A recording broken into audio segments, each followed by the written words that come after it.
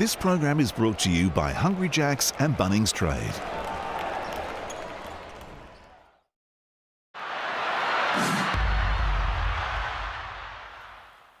Here we go, blockbuster matchup here. This is two teams that we're going to see at the pointy end of the season potentially matching up against each other. So we get a preview here. Now, usually I would take Melbourne United in this matchup, especially at John Cain Arena, but the Wildcats, we all saw those scenes from the airport. They've finally been reunited with family. I reckon that's just a bit of rejuvenation that this team needed. I'm going to take the Wildcats at the underdog price here. I'm also going to take them at the line because I think that it's going to be a close game and we'll just give ourselves a little bit of breathing space there. But you know what? I absolutely love niche stats and we get a beautiful one here because Melbourne United in the third quarter, 12 of their last 13 home games, they've won the third quarter. Enjoy and gamble responsibly.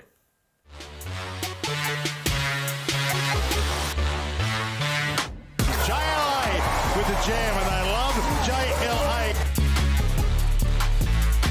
And here is the number one player in the competition, Bryce Cotton. Joling hands it up and the jam from Joe Lual-Achul. Cotton, foul! You just can't keep a good man down. Back out for Lual-Achul. He's been shooting that three ball so well this season. Bryce Cotton, time is of the essence now for Bryce. Step back three, it's his forte. Bryce Cotton. Lual-Achul back to the basket, turns around and scores. There's Bryce. Oh, still got a little bounce in those legs. Step back. Oh my goodness! Crazy good from Bryce Cotton. Unguardable. Lual-Achul said no. 2 seconds left on the shot clock. Put it up and here we go with the Joe Show. Cotton knocks down his 6th treble. JLA makes him pay. He's got a 30-piece for the night. Bryce Cotton knew exactly what Matthew Dellavedova was trying to do and takes him on, draws the foul, gets the two. A clinic from the best player in the competition. They're two of the best teams in the Hungry Jacks NBL, and tonight two of the league's very best players go head-to-head. Bryce Cotton has been the superstar for many years for the Perth Wildcats, but Joe Lual-Achul is marching over the hill at a rapid rate of knots. We are set for a cracker and a great way to start Thursday night basketball and the beginning of round 15 here in the Hungry Jacks NBL. Hello and welcome. Great to have your company as Melbourne United play host to the Perth Wildcats. Big game feel, big game commentary team, the dynamic duo Leonard Copeland and Andrew Gaze. Gentlemen, cannot wait for this one. Well, we're up and about for this one. We've got the two leading scoring teams in the competition, two teams that all of us, I think, would concede are going to be figuring in the playoff action, so it should be a beauty. And the Melbourne United on a 6-game winning streak against the Perth Wildcats, so that's unusual when you think of the Wildcats. But have a look at the ladder. There we have Melbourne United sitting on top with a bit of margin, so regardless of what happens here tonight, they'll remain on top. But the Perth Wildcats, with that massive run of home games to come, are in a very, very good position. Let's take a look at the Melbourne starting line-out, Copes, with thanks to DoorDash March Madness, 20% off everything. You can use the code word madness. Last year, Joe Lual-Achul was the competition's 6th man of the year. He's taken an enormous step forward this year. He has, and look, he's doing well on the offensive end. He's averaging 17 points a game, 9 rebounds. The best thing about Big Joe is he plays on both ends of the floor. 2.5 blocks a game and leading the league in defensive rebounds. So if he goes well, they go well. To the other end of the floor, Jack White has been the chief stopper for Melbourne this season. Does he go to Vic Law tonight? I think so. The thing about Jack White, he's so versatile. He can guard 1 through 5 with his size, but tonight, when you're thinking about a genuine test, you get that in Vic Law. Vic Law is a superstar in this competition, and it's going to be a handful for him. And let's not forget about Jack White's offense as well, averaging 9 points a game. So both ends of the floor, he's very important. And a little earlier tonight, he caught up with Jenny Screen. Melbourne United are next level with the way they are playing right now, and I'm here with one of their reasons why, and that is Jack White. Thank you for joining us tonight. You have a big game against Perth Southeast coming up as well. What kind of statement do you want to make? We just want to defend our home floor. Obviously on Sunday, Southeast Melbourne's home game, but we know these teams are coming off losses this previous round and are going to come in and look to make a statement, but so are we defending our home floor. You mentioned defence, and obviously the biggest question anyone wants to answer is how do you stop Bryce Cotton? Shea Ely did a great job in round 11, trying his hardest to do that. Has that been a focus in the training this week? Yeah, 100%. You know, Shilly's one of the best defenders in the league, if not the best. I mean, we're fortunate enough to see it every day and know what we can do, but it's a team effort with Bryce. You know, speaking of Shilly being one of the best defenders, like obviously Bryce is one of the best all-round offensive players in the league, and he's super hard to stop. And you're throwing, you know, guys like Vic, and I mean, they got a number of guys who can fill the scoreboard up. So yeah, it'll be a team effort tonight. Here's the DoorDash starting five for the Perth Wildcats. No Matt Hodgson in the team tonight with injury still, so Majuk starting in the middle against his former team. Coach, tell us the importance of that man on our screens, Todd Blanchfield. Well, Blanchfield started great last week, and if he can continue to play the way he plays, you give him that third scoring option with Law and Cotton. If he goes well, give them a chance. Massive way to start the round here in the Hungry Jacks NBL. Thursday night basketball at John Cain Arena. In what is an enormous weekend for Melbourne United. They'll play South East Melbourne on Sunday in a throwdown. A huge test for them as Blanchfield gets to work straight away. Great drive early. Put some pressure on Goulding. As we know, Goulding gets 1 or 2 fouls. He sets down, and that hurts Melbourne United. And Todd Blanchfield, they go to him early. I don't know if the play was specifically drawn up for him, but he had those 17 points in the first quarter. And just want to see if he can remain hot. And outside of that first quarter, he had moments throughout the course of the game, but it was really in that first quarter that he did most of the damage. It was his best first quarter, or best quarter, I should say, in his 325-game career, Todd Blanchfield. So Perth away first. Here is Jack White, who we highlighted a few moments ago. Little handoff to Agata. Tough man to stop in that low block. Mitch Norton was up for the challenge. Now he pushes ahead. Law pulls up in the mid-range. It's good. Jeez, that looked good, Joey. When they get out and run, they've got so many different scoring options, and Vic Law there steps into a mid-range shot, knocks it down, nothing but the bottom of the net. And both these teams, like we said, score heavily. Two leading scoring teams, and you need to get a lot of transition baskets if you're going to get into that category. And that's where the rebounding becomes so important. It's an area where Perth have had their challenges this season. Majuk controlled that pass well. It's a little awkward from Cotton. Blanchfield up top. Wow. Buries it. Wow, dear. 7-0 start for Perth. And that's how you want to start on the road. They have been the worst first quarter team in the competition this season, the Wildcats. Wildcats opens Melbourne's account. They average 18.8 points a game in the opening quarter. From there, they fix it up, but they're slow starters. In 10 of their games already, they've trailed by as many as 10. They've trailed in double figures, and it's been that starts or periods in the game where they struggle to score, their defense gets a little leaky. But the last couple of games, they've looked good. Nice drive by Norton. Draws a foul on White. More free throws to come for Perth. To me, this game is also going to be talked about. A big factor as we take a look at Blanchfield knocking down that three ball is what happens when the Perth Wildcats play that small ball. Because with Hukporti coming in and Luala Chul in such good form, that's going to test a lot of what we've seen with the Perth Wildcats the last few games, where they play small ball a lot. And without Hodgson, who has been in pretty good form, he's done a calf again. It seems like he's always doing, well, he's done his calf a lot. So that's going to be a big setback for the Wildcats. Is it fair to say, though, the team that stays out of foul trouble wins this game? Well, both teams got good depth, for sure, and it's always going to be the case, no doubt about that, no matter who's playing. Majuk and Joe Luala-Chul have been childhood friends up against each other tonight. It's Cotton off the window. They look aggressive. 11-2. They look aggressive on the offensive end, which is how they need to play. Well, perfect from the field, perfect 3 of 3. And 4 of their 5 starters have scored so far, Perth. Majuk picks up the foul.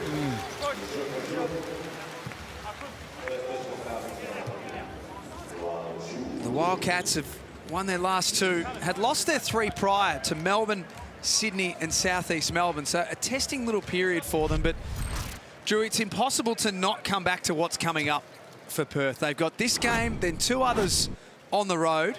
Yeah. And then Sunday, March 20, they're back at RAC Arena for 9 home games to finish the season. That's a great way to finish the season because you've got the... there we look at the top rebounders. Zimmerman, he's been in some good form as well, almost averaging 10 a game. But, yeah, those home games with that fan base that they've got, very tough place to win. So it's one of the anomalies when you look at the ladder right now and you see it all bunched up. But if you put that into the equation, it's hard to see Perth not being one of those top 2 teams. People always wonder why it's so hard to play in Perth. You got to travel for 4 or 5 hours, and then the time is, you're playing at a different time. So it throws your body off, throws your body clock off. Mitch Norton buries a 3. Got it out to a double-figure lead. Still early stages in this opening quarter. A perfect 4 of 4 from the field so far for the Wildcats. Luala Chul down the lane. Nice finish. Well, he's had their way with him. Luala Chul's kept this scoreboard ticking over. In fact, he's got all their points. That's right. The problem is no one else is scoring. Yeah, he can get hot, but he's going to need some help. Here's Cotton. Swings to Blanchfield. He's blocked. Those long levers of Joe Luala Chul. Now he heads to the other end, trying to get White involved. And that's why we say give the ball to a guard, big fella. We know you can do it all. Those days are gone, Coach. That's not how the game's played anymore. What do you mean? Anyone's allowed to bring it up. Anyone's allowed to penetrate everyone's positionless basketball. And there's another foul.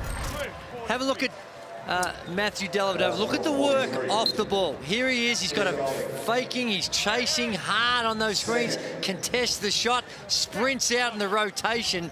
And that's unlucky. But that's great work by Matthew Dellavedova and the type of work that you've got to put into all night Bryce Cotton if you're going to try and slow him down. Now Golding's picked up his 2nd foul here. I think Golding's trying to convince Dean Vickerman that I'm okay, Coach. I can play with these fouls, but what's his challenge? And because he's so important. In fact, Chris would have been going over. Oh, he's suggesting there's a flop. Chris, listen up, bro. I understand, but you might be the wrong guy to talk about the flop, son. That's my boy. I love him, but there it is. This is what they're contesting. They're both going for the ball. And, you know, I don't think there's a lot in it, but there is enough that it's hard to see that one being overruled. There's a little bit of contact there. They come together. So the call is for a push. Early time to take a challenge as well. But important, though, because if you get off, you got Goulding back on the floor. Well, when the teams played in round 11, it was a 6-point win to Melbourne. Chris Goulding went ballistic in the 2nd quarter. Melbourne went ballistic. They had 37 in the 2nd, but Chris Goulding had 16 of them in that 2nd quarter.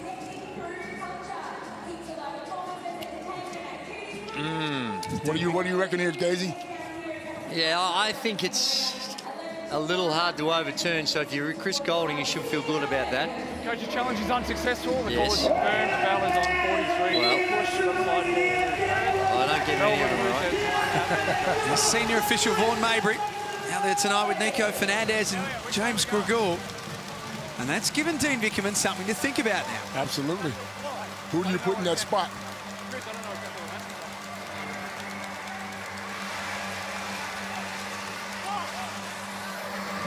So it'll be a Wildcats ball, and Chris Goulding sitting down with 2 fouls. Perth have gone to their bench. There he is. Well, he'll sit out this quarter, but they're not going to park him for the half. He's got another one left up before they park him. Luke Travers into the game.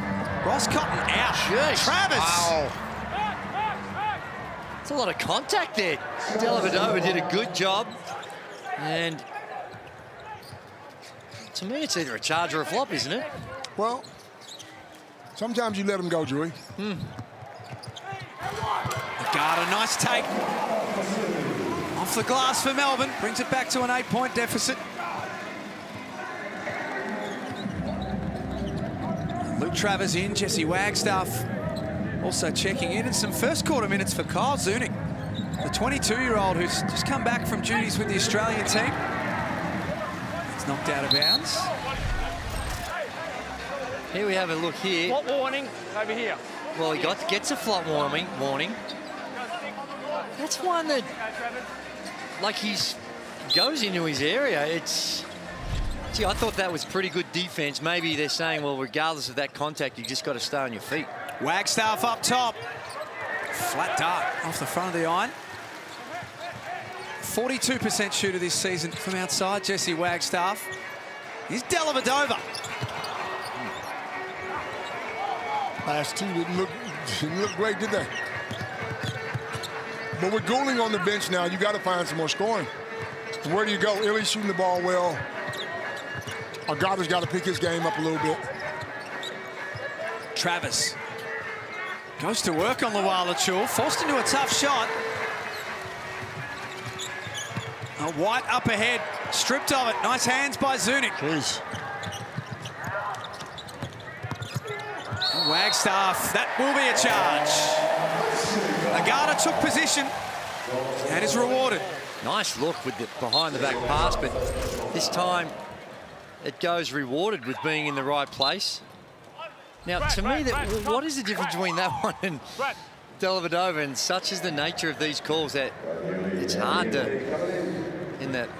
when it happens so quickly, sometimes to make or differentiate. But it was a nice pass by Wagstaff. Again, big fella, get a ball to the guard and go down on the box. How the game Come on, play, Gazy. coach. 16-8 at John Cain Arena, the opening game of round 15.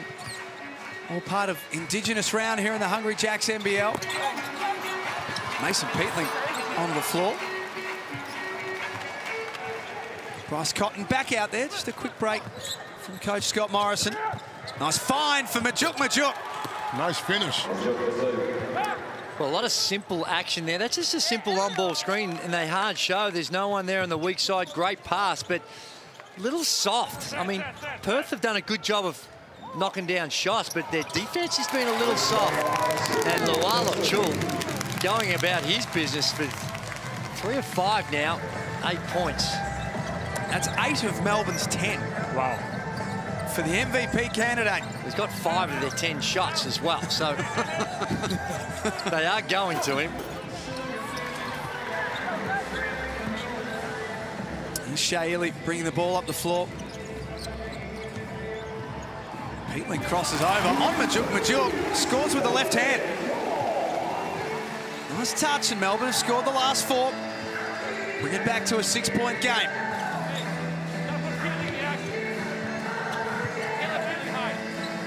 Travers. Good pass. Got good back pass. door. Nice play, Perth. Lovely. That's one of your old plays, Gazy. It is, but the pass there was elite, Copes. It had to thread the needle. It was open, but that's just really good timing between the two. Now Illy, and one. Gee, the ease at which Melbourne United are getting to the basket would be a concern for Scott Morrison. But here's that pass I was talking about. Just a little out of position is Brad Newley, and really good read. Not a lot of ball pressure by Joe Luala-Chul. Is that Jared Ruffhead behind? In the blue hat, I think you'll find it will be. It is. Yeah. Doing his best to hide. Maybe, yeah.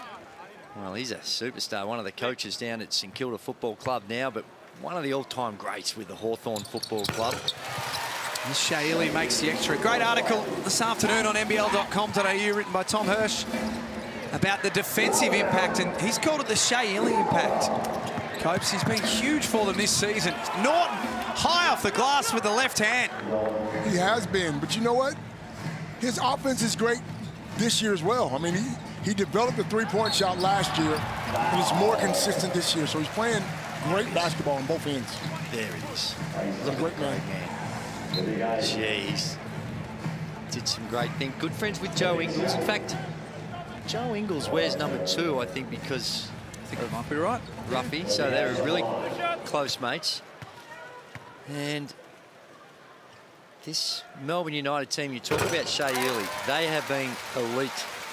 The best defensive team in the competition, and the stats back that up as well.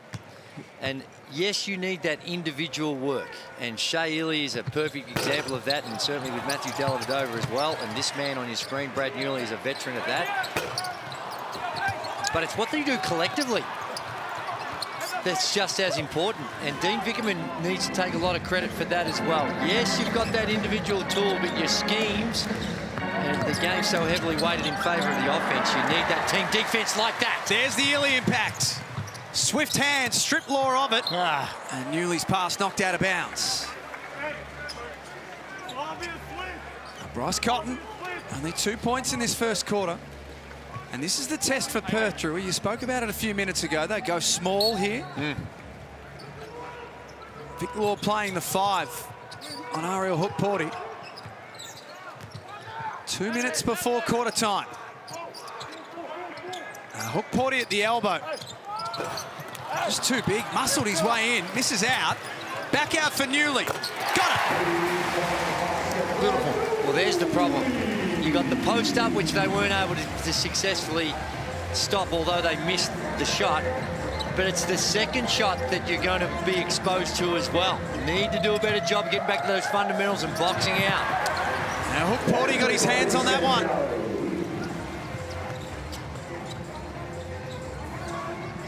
Illy thought about the 3. Now they head down low to the German next up.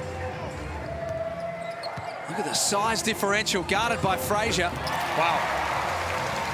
That's lovely. And he gave the little mouse in the house. You see it? He did. Mouse in the house. He did run back and give him a little mouse in the house. Well spotted, Copes. I've dealt with those throughout my career.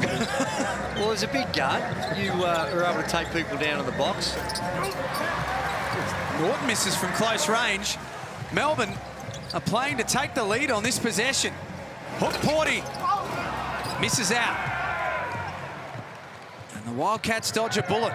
You know who I'd like to see get going is Frazier. I mean, so would the Perth Wildcats. Yeah, but Joey, in fairness, when you got 2 guys that's right with the ball, it's hard to bring that 3rd guy in. And for him to average a large amount of points.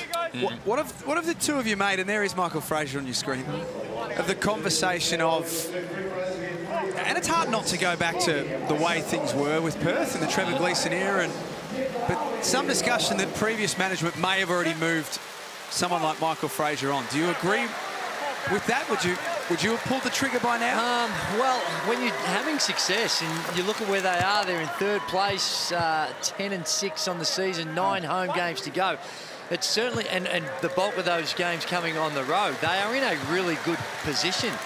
And I think that you look ahead and they think, well, Hodgson's starting to show a little bit. I think before Hodgson came back and started to do some things, they might have been a little bit nervous positionally. But Michael Frazier has played in the highest level collegiately. He can play. Just, I think it's more to do what Copes is talking about with the role and how you get him going. Right. You find something for him to do. You tell him, look, I want you to go in and shut this guy down, or I need you to go to the offensive glass. Or run a play specifically for him, know where he's going to get his shot from. Nice finish from Cotton. Late in the quarter, big bucket for Perth. Shot clock switched off now. United to have the last possession of the opening quarter. They trail by 3. Hook-Porty left open. Wow. There's something we haven't seen from the big fella. Foot on the line, it'll count as 2. And the Wildcats lead by 1 at quarter time at John Cain Arena, 26-25. It's everything that we thought it was going to be in the Hungry Jacks NBL. But here's something we haven't seen a lot of. Ariel Hook-Porty stepping out and knocking down a deep jumper.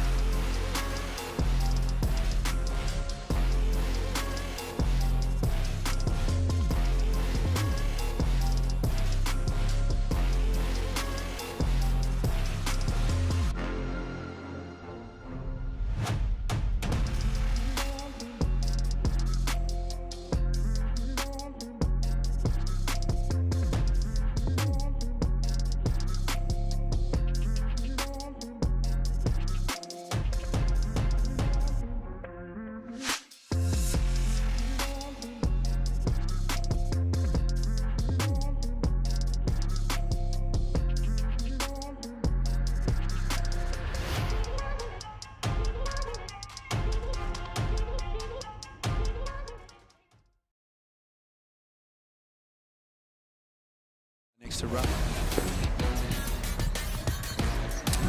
It's quarter time at John Cain Arena. Perth leading 26-25. They came out of the gates fast, and it's a tough challenge to beat Melbourne on their home floor, and the Wildcats certainly look up for that challenge. Well, they do, and both teams shooting the ball really well. 50% for Melbourne United, 56% for the Perth Wildcats, and rebounding situation pretty close, 10-7 in favour of Melbourne United, which you'd expect when the Perth Wildcats go to this small lineup. That has got to be a focus for the Wildcats, is how can they split them, at the very least split with Melbourne United on the boards. Mitch Norton has been everywhere so far in this game. He is on fire. He's the reigning Norm Smith medalist of the Melbourne Football Club, Christian Petrarca's there, and the man who just drinks from the fountain of youth daily, Dave Anderson. Looking good too, huh? Looks like $1 million. Always does. And Christian Petrarca was a basketballer throughout his junior career. Could he go? Could he play? Yeah, oh yeah, nuggety little guard. He played with Ben Simmons, I think you'll find, out at Box Hill. Yes, and his stroke was the issue. You know, his shot was okay, but not the shot doctor over here. Lucky he can kick a footy then, Drewy, hey? Yeah. I think that's turned out okay made a very good choice. Golding still sitting down with 2 fouls for Melbourne. Peatling swings to Newley. Illy gets into the paint. Wow. If Perth can keep Melbourne United off the offensive glass, then that'll be a travel as we get courtside to Jenny Screen. Just listening into Scott Morrison at quarter time, he spoke about their lead and then they let the second chance options go. 5 points from that from Melbourne United, and then 4 points not following the scout and allowing Shea Illy to go to his right hand. That's where they got the score back.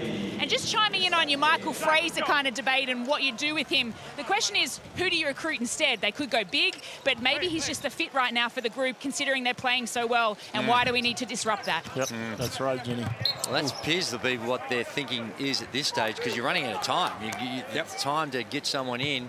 If you're going to make that change, you almost get to the point of no return where you really don't have that choice, and it's quickly approaching.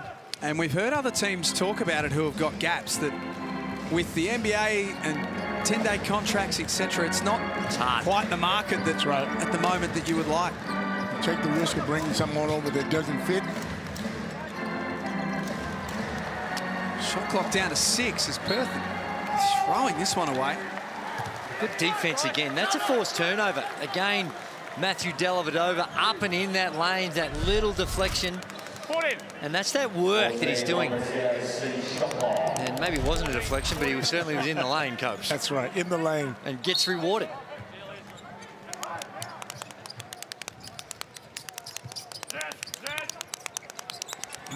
Dellavedova got open. Wow. I was just about to say, maybe double team JLA and let Delly beat you. But if he's knocking down jump shots, that may not work.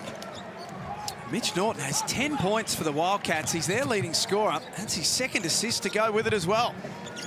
Wagstaff tries to stay in front of Luala-Chul. Did enough. Gets to the other end. Newley all up and in on Blanchfield, who was good enough to spin through that and score. Now, they're very familiar with each other, played a season together with the Sydney Kings, and that's a nice move by Todd Blanchfield, putting it to the deck. Usually he likes to pull up for those little push shots, but that time all the way, as does Matthew Dellavedova. Delhi has 7 points on 3 of 5 shooting. It's great to see teams getting up and down, and most importantly, making shots.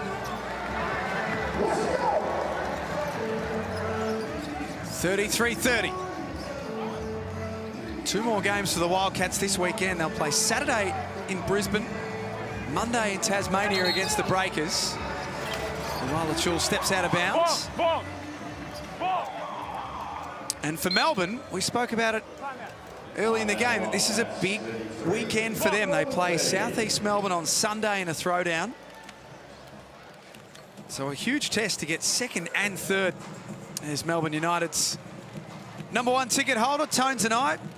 One of your favourites, Drewy? I love it. Love her. Love everything about her. Love her songs. That monkey one. Dance Monkey. Dance Monkey. Hey, that one was love so it. simple to me. It was just a punch screen, and you took it. You just tell him to switch that one on Wagstaff stepping out. All right, that was an easy one. You don't need to keep following that. You weren't in the play. Came down, you committed 2 to it, and now Whitey's sitting here with one diving on the rim and one here. You just make an easy switch there, and you go back to Wagstaff, and we're all good. All right, play basketball. All right, be smarter than that.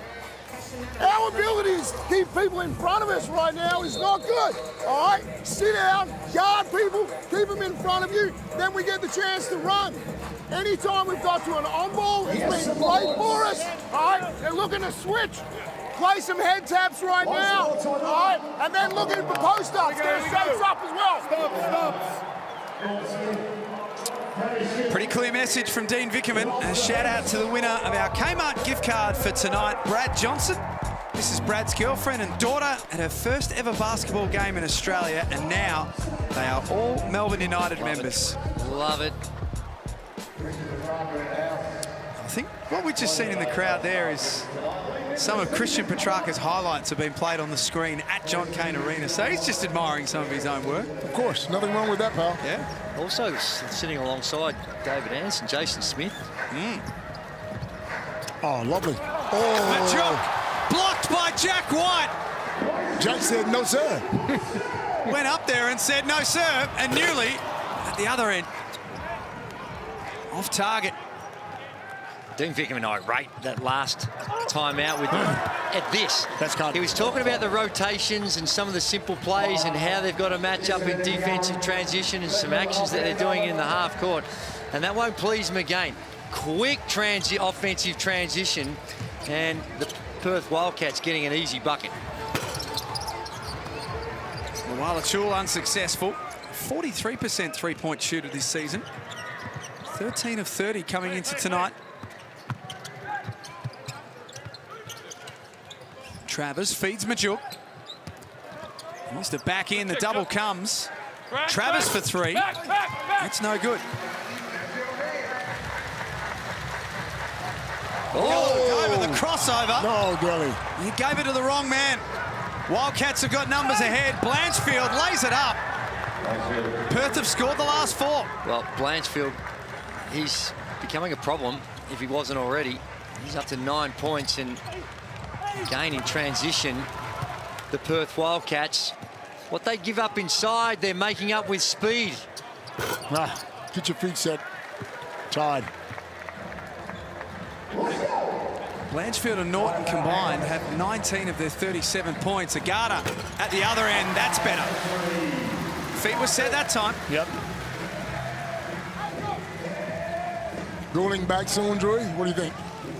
Yeah, it's been a long time. What, he go out in the 4-minute mark, so he's missed virtually a quarter of basketball. It's a long time to be sitting, and I'm sure his anxiety levels will be up, but there we see he's getting ready to check in now. But that, again, an easy option for the Perth Wildcats, and countered by an easy option for Melbourne United. So offense really prevailing so far.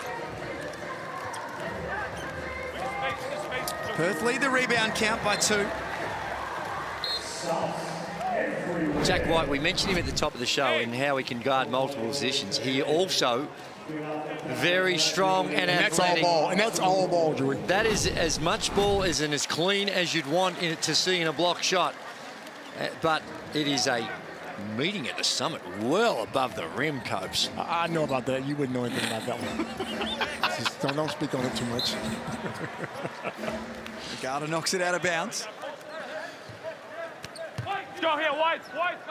First versus third on the Hungry Jacks NBL ladder. No doubt that both of these two teams will be there at the back end of the season. It's just a question now of who finishes where. Law, 6 points. They run out of time. And that, you could see a bit of frustration in Scott Morrison on the sideline. just with that is a fundamental mistake. Yes. To not be aware of the shot clock at this level. And it can happen from time to time, but usually it's the guys on the bench, everyone's yelling out, and at least it may not be a good shot, but you'll be able to throw it up. Golding back into the game is fouled. Points will count. Love the drive. Right there. See, that's where they run a little floppy action. That's where you've got the two low post guys and the guys coming out and they trail. And there's Peter Hawley. Oh, look at... This is all over the place. He'll do anything for cash, that man, won't he? I tell you what. He's, well, the numbers would suggest the #1 man in the commentary team here, the amount of games that he does. And then in his spare time, he can't get enough of it. Jumps on the wireless for the 11:16 SEN broadcast. Don't think they call it wireless anymore, do they? On the transistor. What do they call it? The transistor. We're in the DAB era now, brother. That's true. DAB plus. Quality. But with that little floppy action, if you're trailing, whoever's guarding that screen has got to help. You got to step up, yes. If you're going to trail on those screens when you're coming off, there's not... The only way you're going to get help is from the guy guarding the screen, and there's a travel. They've scored the last 5 points now, Melbourne, and they're cranking it up at the other end. Absolutely. That was always going to happen with Dean Bickerman. Well, when they played in that...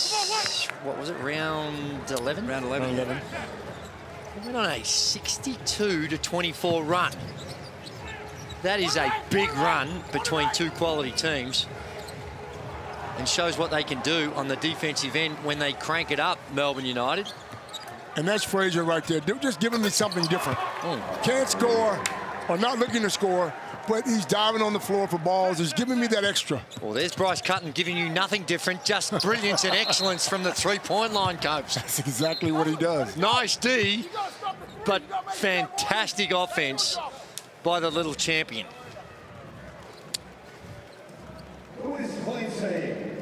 Tomorrow night, the Taipans take on the Jack Jumpers. On Saturday, a doubleheader, Brisbane and Perth. New Zealand and Adelaide in action as well.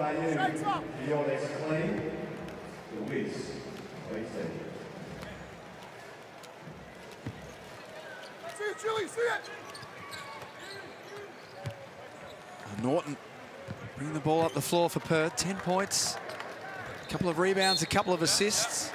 Flag 7. Clean this end up here. Stop. Agata whistled for the foul. And he'll have to come out of the game. We go side, wide In ball. fact, that's only his first.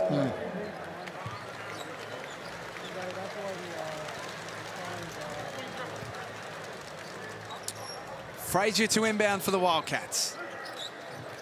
And lead by 4. Had this out to a double-figure lead in the opening quarter. And Norton exploring. Hookport, he says. No, sir. No, sir. Not in here. And we are seeing this young man grow before our eyes. When he came here, he was just struggling, trying to find his role, his position, coming off the bench and how he was going to contribute. But every game he's played, you can see the growth in him and the confidence and also the conditioning. And what about the pass by Bryce Cotton as well? Don't you love the way he plays? I mean, he never forces any shots. 4th assist in the game. We know his scoring capabilities. Absolutely. Such a willing passer. Golding trying to get himself going. Here's White with the offensive rebound. Couldn't finish off his good work.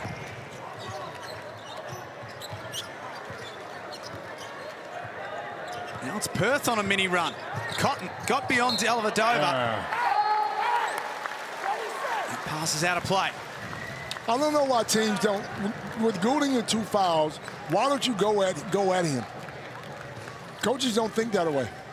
But if I got a guy with 2 fouls, I know he's not going to play the kind of defense you want him to play. I think they do think that way. It's just trying to find the right scenarios and how you're going to get it to him. Gee, what a nice drop step spin move. There's that growth I'm talking about. Down low, Hookport. He knows he's got a little fella on him and makes the most of it. That's a grown man dunk right there, Drew. That's quick spin. They call that a grown man dunk. Good body control. Cotton back door, got away from Illy. Misses from underneath. There's something you don't see a lot of. He's the backboard cutting. Delhi for three. Delhi like that? Back to a 1 point game. In transition, Delhi growing with confidence with that shot and prepared to let it fly early, and he's got 12 points. Here's that man coming. They're expecting help, and he just goes between them. And Bryce Cotton just gambling on that one rather than trying to play position. And gee, Matthew Dellavedova. Just that confidence. Pull up in transition. All right, we're good. Okay, stay solid. Reset. Solid. Keep him in front. No right-hand drive. Block out. Come down here and get a good shot by attacking the paint. Press break first. Hitting Jesse here. Through. Put Vic here. Todd here. Okay, so Vic's up to the middle now. Mitch is through. Zeller it. Okay, sell it. Slash, attack, you're popping. Slide over, corner. Well, Joey, what do you make of that? Well, it's a play, offensive play. I've never heard the terminology zeller it, and I'm not sure what that means, and maybe I've misunderstood how he said it, but down the other end, you can see the Perth Wildcats that they know they've got to send the double team, and they're sending the double team from the low side. There's different ways when someone gets it on the Z. Well, that's some terminology, yeah. Yep. But I think when you've got that size advantage with someone like Hook Porty, I wouldn't mind showing the double team come from the, maybe not the entry pass, but just the high side, and see it and see what type of decisions he can make. Right, make that pass. Scored the last 5 points, Melbourne. And a chance to add to that as they get a stop. Hook Porty. Too tall for Wagstaff. Scores over the top. Melbourne in front. I would dare say there's some NBA scouts in the stands because he is going to work. He's trying to get a job somewhere else, huh? 9 points on 4 of 6 for the next stop. Law has found the going tough. Jack White's done a pretty good job so far. Yes. Only Vic Law's third shot attempt, 2 of 3 from the field. He's doing a great job on the boards, Vic Law. But this is tough. With the left, nice touch off the box. You saw Norton thinking about coming. I think when you're undersized, you just go early. A lot of times you're waiting for the bounce, or you'll have different keys to when you're going to send that double. I think you just go early because he's showing enough with that spin and now with the touch that's a real problem the Perth Wildcats have got to solve. Norton scores from underneath again. That's tough. 14 points on 5 of 9 scoring in the opening half. And when you do your scouting, Cotton, Law would probably be the main 2 guys you try to shut down. Guys like Blanchfield and Norton, when they can help out and score, certainly gives you a better chance of winning. Well, it's the ease at which the shots that Norton's getting, that they're rotating off him, they're daring him, but he's not being confined to the perimeter, where he actually has made one. He's 1 of 2, but he's getting those ones around the basket. Oh, my goodness. We saw this in Illawarra earlier on in the season from Matthew Dellavedova, but he's now 3 of 5 from the three-point line, 6 of 9. He's got 15 points. And shooting it like he means it. And we say the opposite. Delhi probably wouldn't be the one you try to shut down on their end. Be JLA and...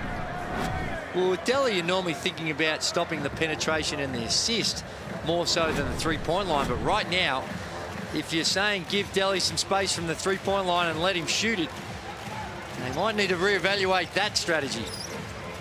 Now, that last one was reasonably contested. Yep. Shot clock switched off. Golding turns the corner and fires. Unsuccessful. Time for Perth.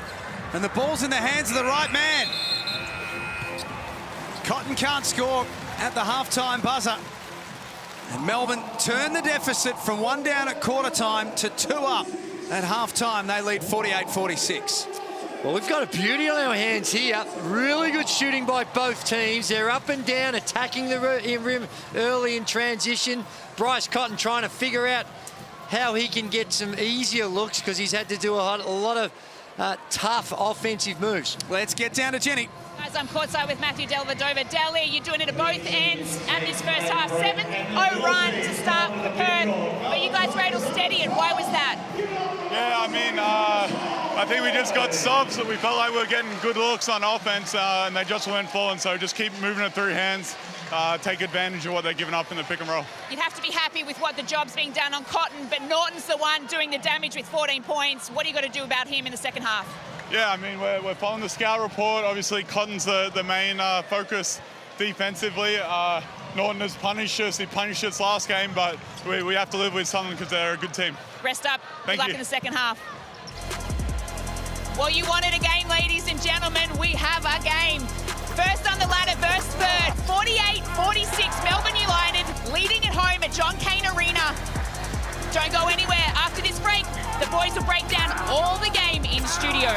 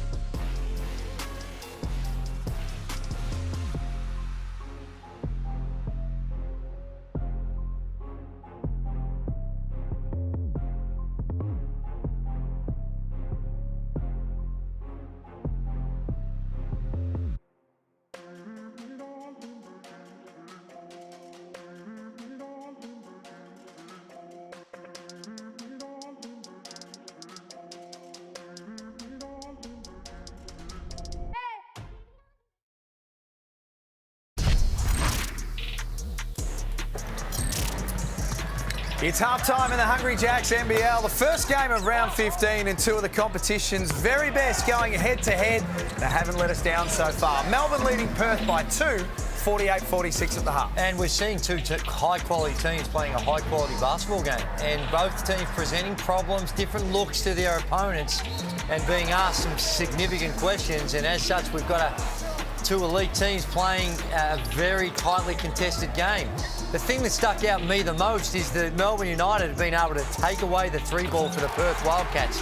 They averaged near on 30 three-point field goal attempts per game. In this first half, they've restricted the Wildcats to only 8 of those. So their defence has really been geared around that. And as such, both teams have allowed a fair bit of penetration.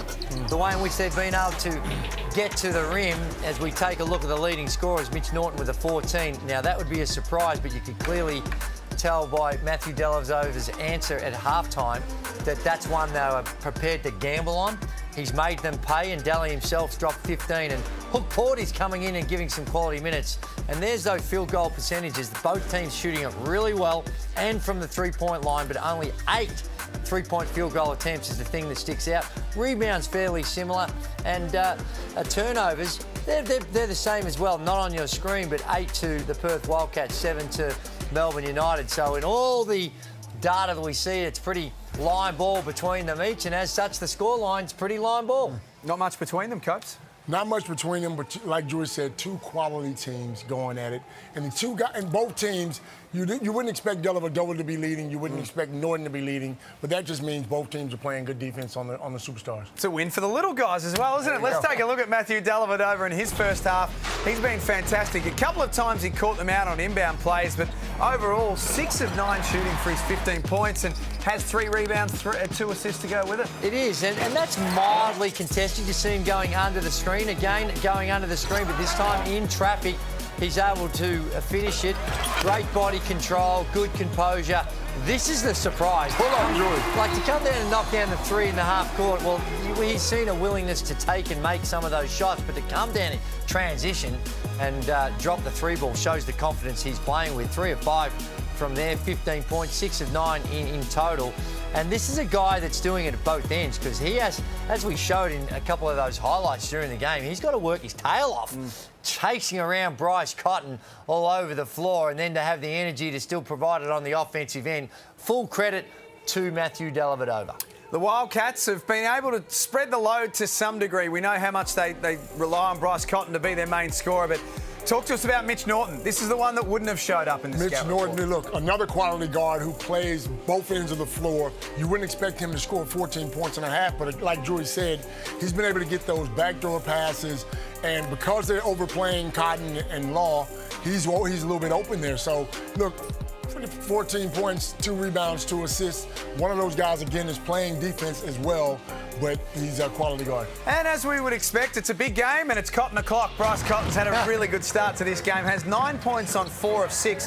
The 4 assists in the opening half have been the other factor. Yeah, that's right. And you can see him having some conversations with Mike Kelly, the assistant coach, and I think it's probably just talking to him about ways he can get more opportunities. He is 4 of 6, but 6 shots is not enough for this guy. Now, he is distributing the ball, and when they help, he's really unselfish. So if they do come and help, like they help off Norton that time, he's going to give it up. But ultimately, are we worried about him getting the ball up? He can get it up, Joey. He'll get it up. Who? Cotton. Oh, yeah, but that's the thing. Now, he wants to do it in a way, though, that he's not just coming down there and forcing it and taking the game out of context. He wants to work within the concepts, and I think that not only helps him, but helps his teammates as well. And Vic Law, the same problem. Superstar, 3 field goal attempts. So Melbourne United be really happy in the way they've been able to limit the 2 superstars for the Perth Wildcats. Both teams are making their way back out onto John Cain Arena. The third quarter is coming up in just a few moments at the half. It's Melbourne who lead it by 2.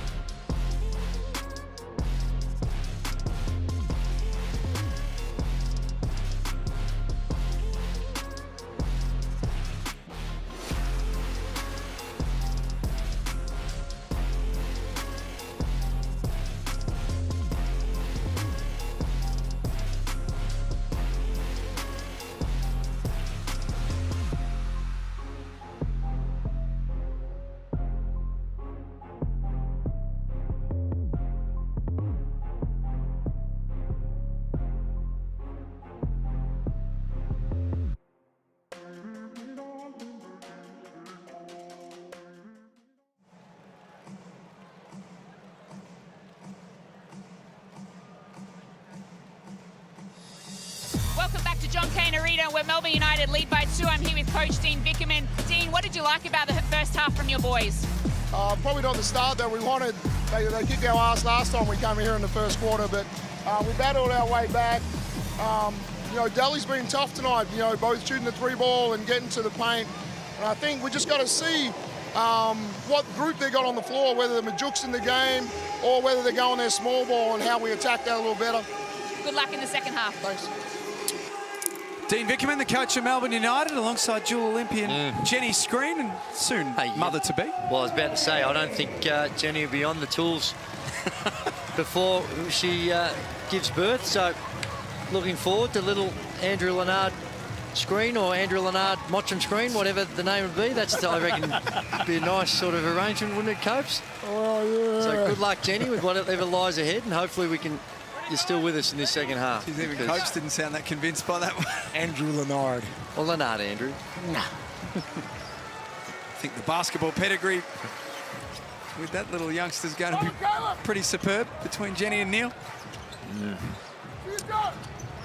Third quarter starting here. Law. We spoke about at half-time, only 3 field goal attempts, and that's not a good start. That's their 9th turnover. Did he throw that off? Just throw it out of bounds? Yeah, he one-handed pass. It just slipped out of his hand, and there you see him rubbing the hands and trying to dry him on the soles of his feet. Just got away from him. Got it. Pulls the trigger on a 3. Law, Norton, Cotton, Blanchfield, Majook out there for Perth. Luala Chul, Agata, Delavadova, White and Golding for Melbourne. It's Norton through it, upstairs for Majook. Majook, who's fouled. Nice play. 2 shots here, guys. Majook on the line. Yeah, it was, and just the pass floated a little bit too much, and again, it was Jack White trying to be the last line of defence and come over and help out. That's not an easy play, Joey. That alley-oop's not an easy play. I know, and it just goes to show how important that pass is. Sure, you got to get up and tuck it in, but if that thing ain't on the money, then really nothing really happens. How did I know you were going to say that? It's all about the pass, bro. It's all about the pass. Oh, you need a little bit of bounce in order to get up there, but that touch on the pass is really the thing that makes that whole play. Jack, are you following this? Oh, yeah. I see where this is going. It is. Little extended pressure by the Wildcats. Solid. Hang in there, Delavadova.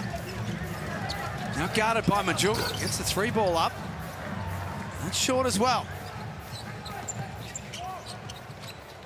Pass. Outstanding find for Majook. Majook, who's playing some big minutes. And Dean Vickerman wants a timeout because there's no way you can let these guys start like they started the first half. Well, both occasions, it's been the next guy. So on the on-ball screen, this time he comes off, and then the help is coming from Agata. That rotation. And he left the low post guy, but that is just... this is basketball IQ at the highest level, with Bryce Cotton being able to read the floor, navigate where people are coming from, and he knew straight away that he was going to be open if Agata's going to come off that guy in the post. Wildcats are shooting the ball at 56% from the field, which will be their best shooting performance of the season if this continues at this rate. And here is points scored per game this season. Now, while we're on the history of the game, if Perth finished the season with the most points scored per game, it'll be the first time since 2012 that that's happened for the Wildcats. So it gives you a bit of an imprint on how things are a little different this time around under Scott Morrison. No, absolutely. And the other thing that sticks out too under Scott Morrison is the rebounding situation. They're usually an elite rebounding team, and this season not as good as they have been in the past. And of course, last season they had a beauty in John Mooney, who was a favourite of many, and a real favourite of some, and as he should be. He was right up there in the MVP candidacy, I thought anyway, and the impact that he had. Delavadova. Delly's shooting that thing like he's Steph Curry. Come on, Delly. Take it to the basket, son. He's not hesitating at all. And in that first half, we did. That's where you heard Dean Vickerman. He had the balance between inside and outside. Now Law got away from White, but White caught up and blocked the shot. Again, Drewy, I say to the big fella, give the rock up and get to the box.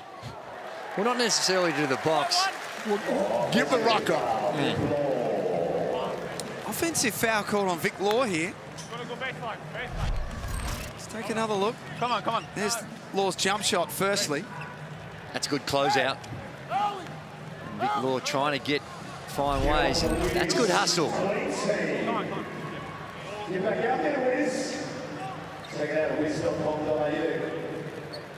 Get a bit of sweat off the floor.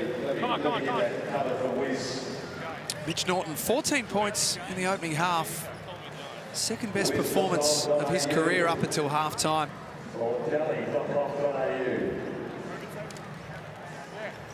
He's missed a couple of games with injury. He's only played 10 for the season. This is number 11. There's a guy that gives you nightmares. I just had a conniption on the side. Oh, geez, he's got some hip action. The sharpest elbows in basketball. That's Darren Lucas, one of the all-time great defenders. Oh! There we go. There, wake up, son. There we go. Jeez. Jack White with the tip jam. That wasn't a tip jam. That was a... I don't even know what to call it. What was that, Drewy? That was explosive, and it was powerful by White. And beautiful timing. Cotton looking for the foul on the three. Not forthcoming. Here's a Garter to the other end. Off the... Sensational hands from Norton. And here's Jack White. Give it to me now. Well, it's a one-handed, but not a lot of runway here. Just straight up off 2 feet. And with some level of authority.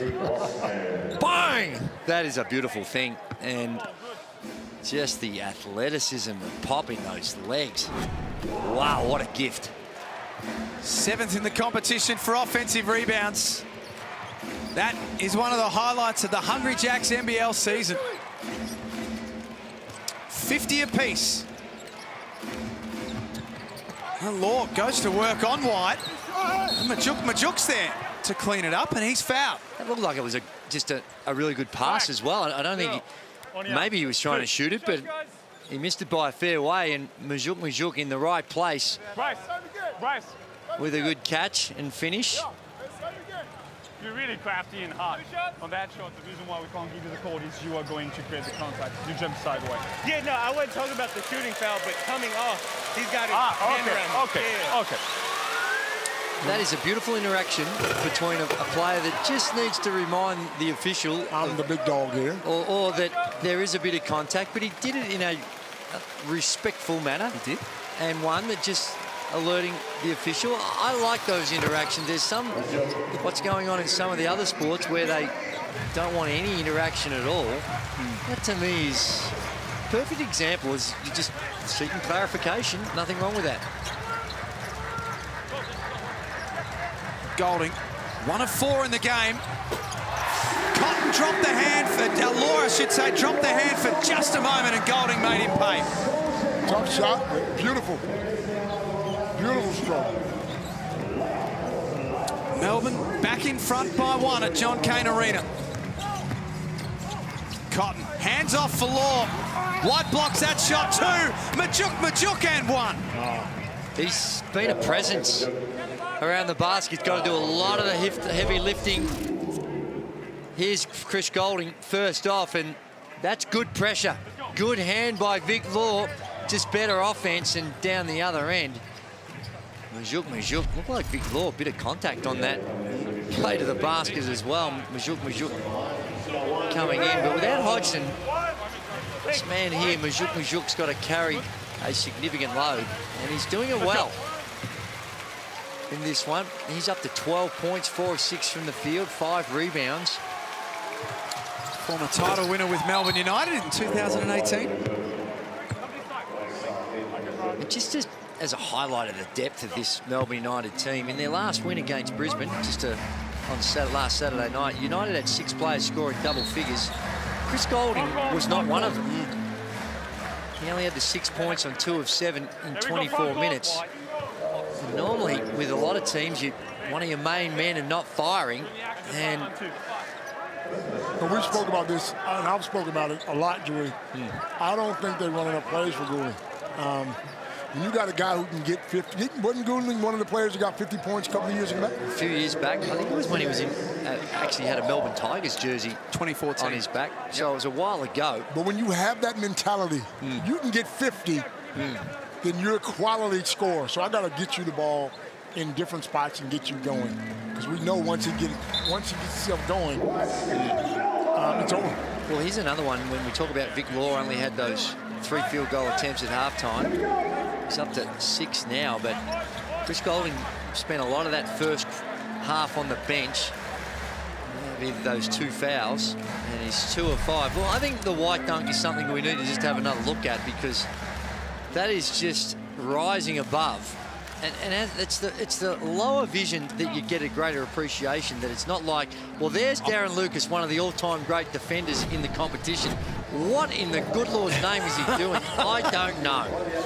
But he was not doing that when I was growing up, coming to watch you two go head-to-head. Yeah. He was too busy trying to knock the suitcase out of you. Illy. But he's having the fun. free throw line. He's having fun and enjoying himself, and as he should. This is a beauty. 55 all in a high-quality affair. Wagstaff got into the paint, did everything but score. Ariel Hook-Porty on the floor at the moment. 9 points in the opening half. Sets the pick for Dellavedova. Tried to tip it back in. There's Hook-Porty. He lost the ball. Testing times for Perth with Majuk out of the game. They go back to this small lineup. Blanchfield for Norton. Great pass. I love the way they share the ball. Don't force any shots. Find the open man. And it's really clear what the Melbourne United are doing. They are going to make Norton beat him. They're just leaving him on these occasions and no rotation. And he's doing a good job, though. He's doing a good job. Perhaps in the right place at the right time. And Hook-Porty is another one doing a great job. That little left-hand touch on that hook. There's a quick one from Cotton. And that's what can happen when you haven't seen enough of the ball. You get a little uncomfortable. There's another quick one. There's 2 superstars who hadn't touched the ball a lot.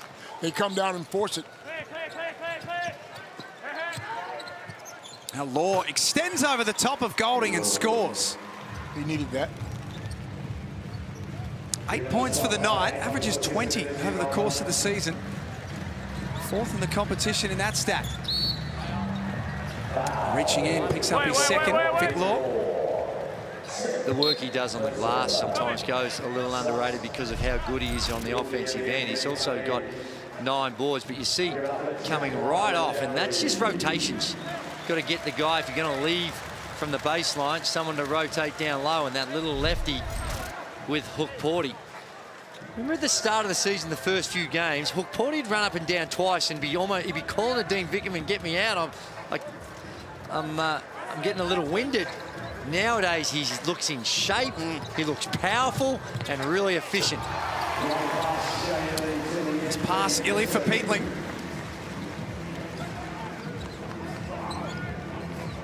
$59 each at John Cain Arena. Wagstaff tees it up. Shooting stats a little down this season. Only because he sets such a high benchmark for himself with that 3 ball. Hook-Porty took the contact. Here's Vic Law with his 10th rebound of the night. Wow. I reckon Wagstaff might, the next stoppage be, get a flop warning after that last effort as well. He tried to keep it alive. That'll be last touch by Perth. And here it is, like we spoke about against Brisbane, and Chris Goulding, not so much in the action, didn't get into double figures. We saw Joe Luala-Chul have 8 of the United's first 10 points. He hasn't scored since. And it's about, when you've got this star-studded deep lineup, it's about being prepared to sacrifice sometimes as well. And that's what he's had to do a bit of in this one here, Joe Luala-Chul. Brad Newley back into the game. Hit a big 3 just before half-time. As you said in the beginning of the the match. This is a preview of the finals. And both teams are trying to, there are different ways of playing offense and playing defense. And I'd like to think you see a much different game in the finals. Not as many points. Well, the defense intensity cranks up in the finals, although this has been pretty good. And Big Law with a tough one. He's quickly up to 10. Yeah, he got across the arm. Foul on Majuk. White 23, 2-3, hit on the arm. Come in. Double-double for Vic Law. 10 points, 11 boards. He's a high-quality player.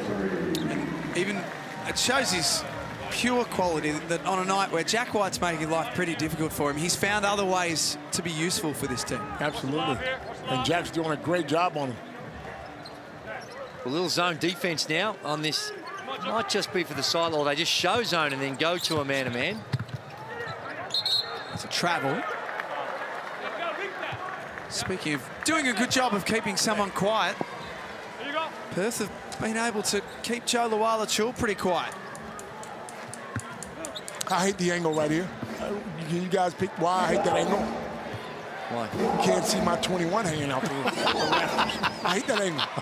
The film guys, camera guys, move over a little bit. Come on now. Should have seen that coming. Beautiful finish from Travers. We just walked into that. Straight away. Perth out by 4.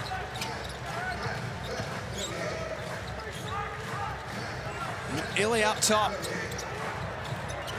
And Luala-Chul got in each other's way. Shot clock's down to 5, and Illy travels. That's great defense by Perth. There we go. Thank you, Mr. Cameraman. Thank you. How's the sway that Copes has got in No, commentary? man, I'm just saying, you know, we get a chance to see the floor. What do you need to see it? It's the... Just no use in hanging up there if you can't see it, bro. It's the screensaver on your phone. Why do you need to see it in the broadcast? More baseline. He likes that move. Wow. He feels like he's gotten fouled. I knew that was coming. I could see it in the last play when he got hit in the head and they didn't call anything. Well, he needs to be careful. I can't see the play. Because he's got 2, and that tech, I think, will be his 3rd. And unlike in the NBA, tech goes against you as a personal foul, and it looked like it was pretty straight up. A little bit of body, though, Joey. Now, I don't know what he said. He clearly expressed some emotion. It seemed like a pretty quick trigger by the official, though, but it all depends on what he said. Oh, yeah. I'm an expert at that. You say the wrong thing, they're going to get you straight away, and so they should. Even if you say it in a non-demonstrative way, if the words are a little... But sometimes you can look the wrong way. I looked at Billy Mildenhall. He got a technical foul one time. What? I don't know. Intimidating look. I gave him a look. I don't know. Maybe he didn't like the way I looked. Come on, Billy. Peatling spins. Couldn't finish off. Luala-Chul, second time around, puts it back in.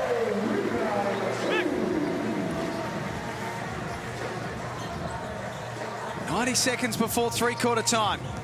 Cotton gets busy on Illy. That's tough. He's such a quality player, man. That's tough. It is, and that he made that look easy. Those little floaters in traffic, when you're floating side of the basket, just require great touch, and he does it well. Feeds Law this time around. Majuk from outside. O board falls Perth's way. Only their 3rd of the game. I would imagine if that ball went inside.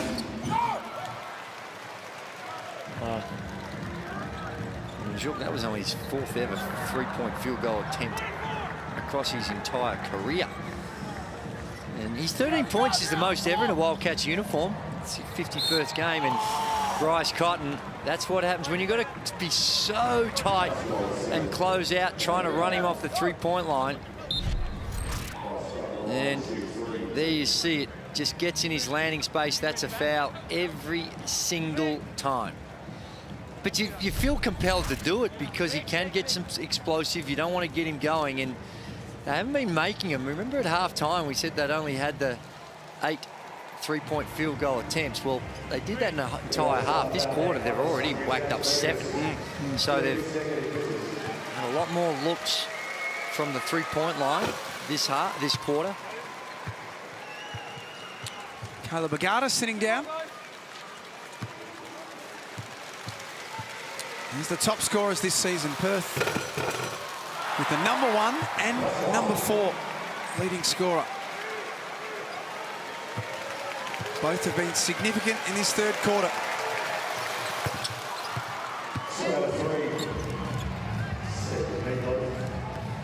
Bryce Cotton with a rare miss. Before that, he's... turnover. Oh, dear. Yeah. Bad turnover there for Melbourne. Frazier. Oh! Good find for Travis. Yes, sir.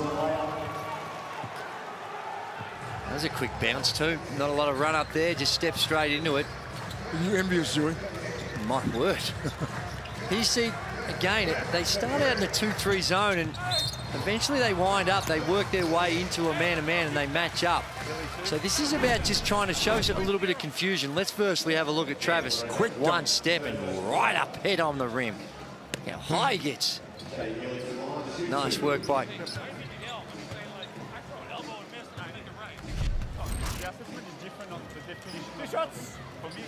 Free throws for Shayley. A little bit of conversation going there, but that Travers is just, that's nice. And that's NBA athleticism. A lot of talk about where his prospects may lie. Hopes, can you see him making that transition? Absolutely. I think he just needs to work on that shot just a little bit more. But guess what? Even if he goes now, they got people over there that can help that shot. Well, they got people here that can help him too. But he gets paid a little bit more over there. So I'm sure he'd probably rather be over there than over here. Cotton has 5 seconds to make something happen. Step back 2. That was tough. It's all set up for a big finish at John Cain Arena. At three-quarter time, the Perth Wildcats away from home lead at 69-64. Don't go too far. Final quarter is coming up next in the Hungry Jacks NBL.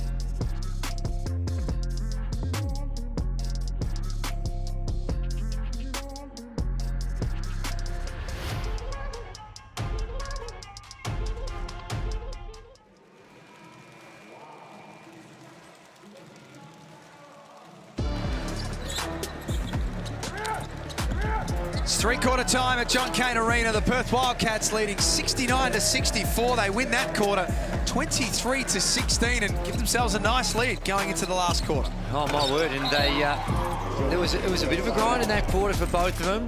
And good news for the Perth Wildcats that they haven't lost this season when leading at half-time. Excuse me, at three-quarter time. So every game this season they've had a lead, they've been able to go on and get the win. So that's the good news. The bad news for the Perth Wildcats, that they have not won this season when they've allowed 48 points or more at halftime, which they did at the halftime. So there's a good news, bad news story there. There's going to be some break in those statistics so far, but good position for the Wildcats, leading it by 5. Drew, he had the abacus out at three-quarter time, clearly, coach. Didn't he? Well, I might have had a few assists going my way. Tell you what, though, if Perth can keep Melbourne United off the glass and Cotton or Law can get going. Oh, Jack White again. Jack White said no, sir. Second time tonight. He's met Majuk at the summit, and Newley in the corner makes it count. Newley's been good tonight. He's only played the 15 minutes so far, but he's got 3 rebounds, 6 points, and been effective on the defensive end. Cotton rims out. But also comes up limping. Might have been looked like an ankle. Have a look at this. White again. This time with Majuk coming at him. He has to use the 2 hands to stop that one. And in transition, good kick ahead to Brad Newley in the corner, and he knocks it down. Let's get down to Jenny's screen. Guys, I heard you talking in the third quarter about the name of my child, which should be here in about 6 days, and I know it was Andrew or Leonard, but if I'm probably going to pick a name, it would be Jack right now. The athleticism that man is showing. If my child has the athleticism that he does, I will be a very, very happy person. He'll be rich. Great choice, Jen. Great choice. Or it could be Lauren Penny. There's one. Lauren Penny screen after the 2 world superstars. Frazier swings out to Law, and that'll be a foul on the floor. While we're talking about a couple of iconic figures of Australian, very quick break, just a quick look. Shout out to Jenna O'Hay. Jenna O'Hay, Jenna O'Hay, who decided to hang him up at the end of this season. What an unbelievable contribution. 2-time Olympian. That's a bad turnover for the Wildcats. Lawal Achul. Melbourne wanted a foul. I think it's pretty clear what Dean Vickerman thought. Official said play on. Frazier for 3. That rims out. And that was Frazier's first shot of the game, was it?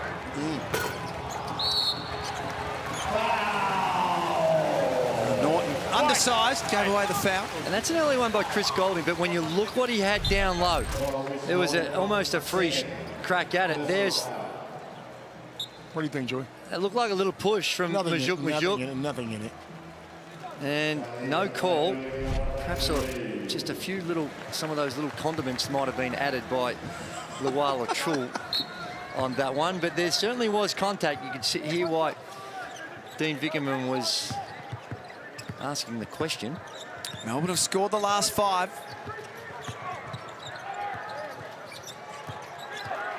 Lawal Achul, shot clock down to 1. Had to get it up. Gets the members bounce. That's tough. It's good touch too. Talk about NBA aspirations. What about that man's aspirations for the association? Oh, it's fair to say he could possibly be in another uniform next year.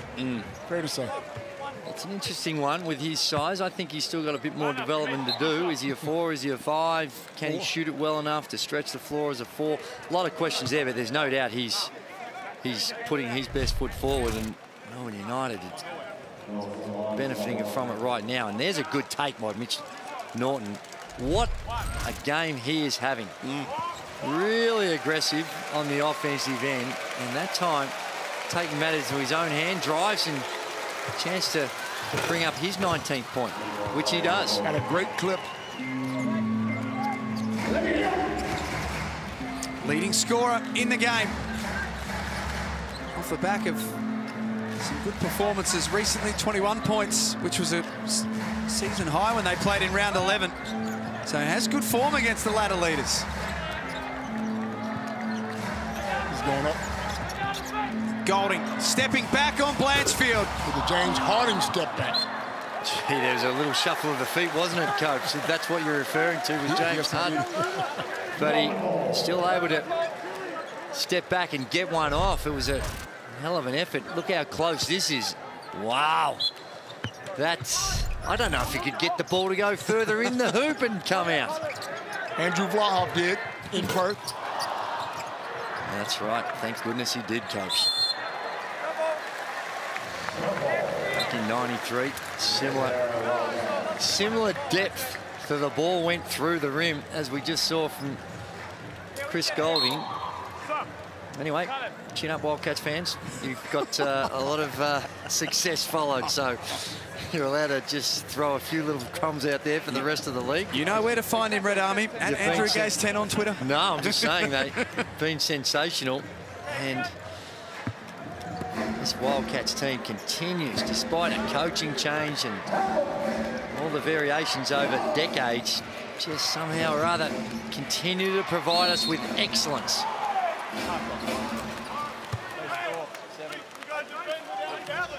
Foul on Agata. 6:55 remaining. You can see some of the foul issues for both teams. Oh, it's a foul on Golding and a slip by Law. And that's 4 fouls for Melbourne United with 7 minutes to go, 6:51 to go. Next foul, they shoot. I don't know about that one. Well, they have used their coach's challenge, Melbourne. Well, they would have won that one. I think that's fair to say. Because this is just, unfortunately, slipping. There was a slip on the floor. I don't know if he even hit him or touched him. Gee. Law off the inbound scores. The ultimate penalty. Yep. A dubious decision goes against you, and Vic Law, with good touch, knocks that one down. Perth making a run of their own at the moment. They've scored the last 5. 24. I'm checked. Base. I thought you fouled first. Fouls on Wagstaff. Off the inbound.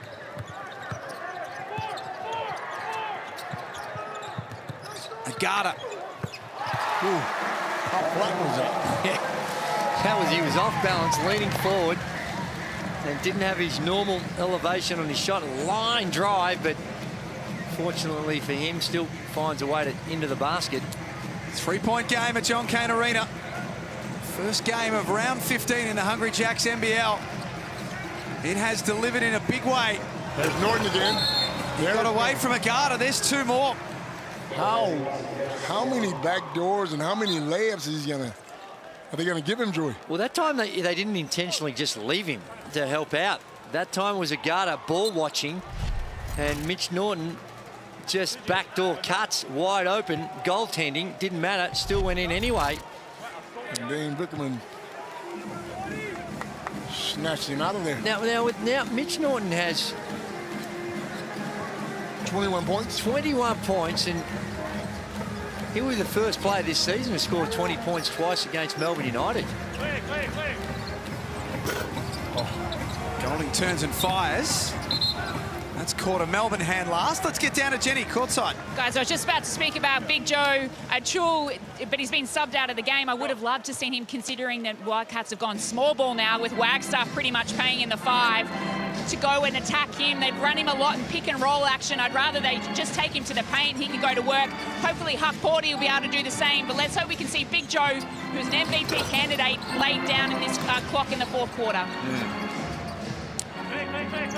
Thank you, Jen. Perth get it back. Cotton between the legs, pulls up. That's well short. Wagstaff, he couldn't finish off. Wow. Law does. Just looks like they wanted more, doesn't it? Well, it did, and you can tell the defensive intensity of Melbourne United has gone up a couple of levels. 78-71 at John Cain Arena.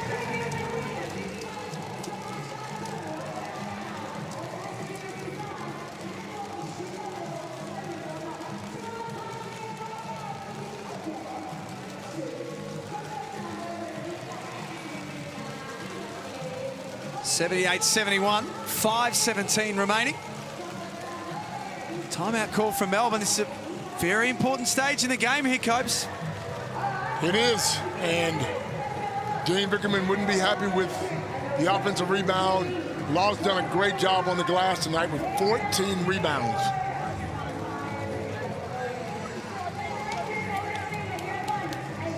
$14 points to go with his 14 rebounds. 21 points for Mitch Norton. He's the leading scorer.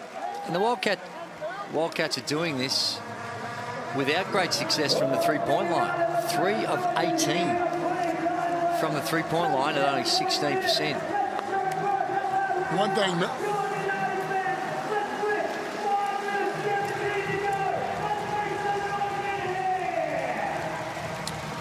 great to have you with us on Thursday Night Basketball. Perth lead it by 7.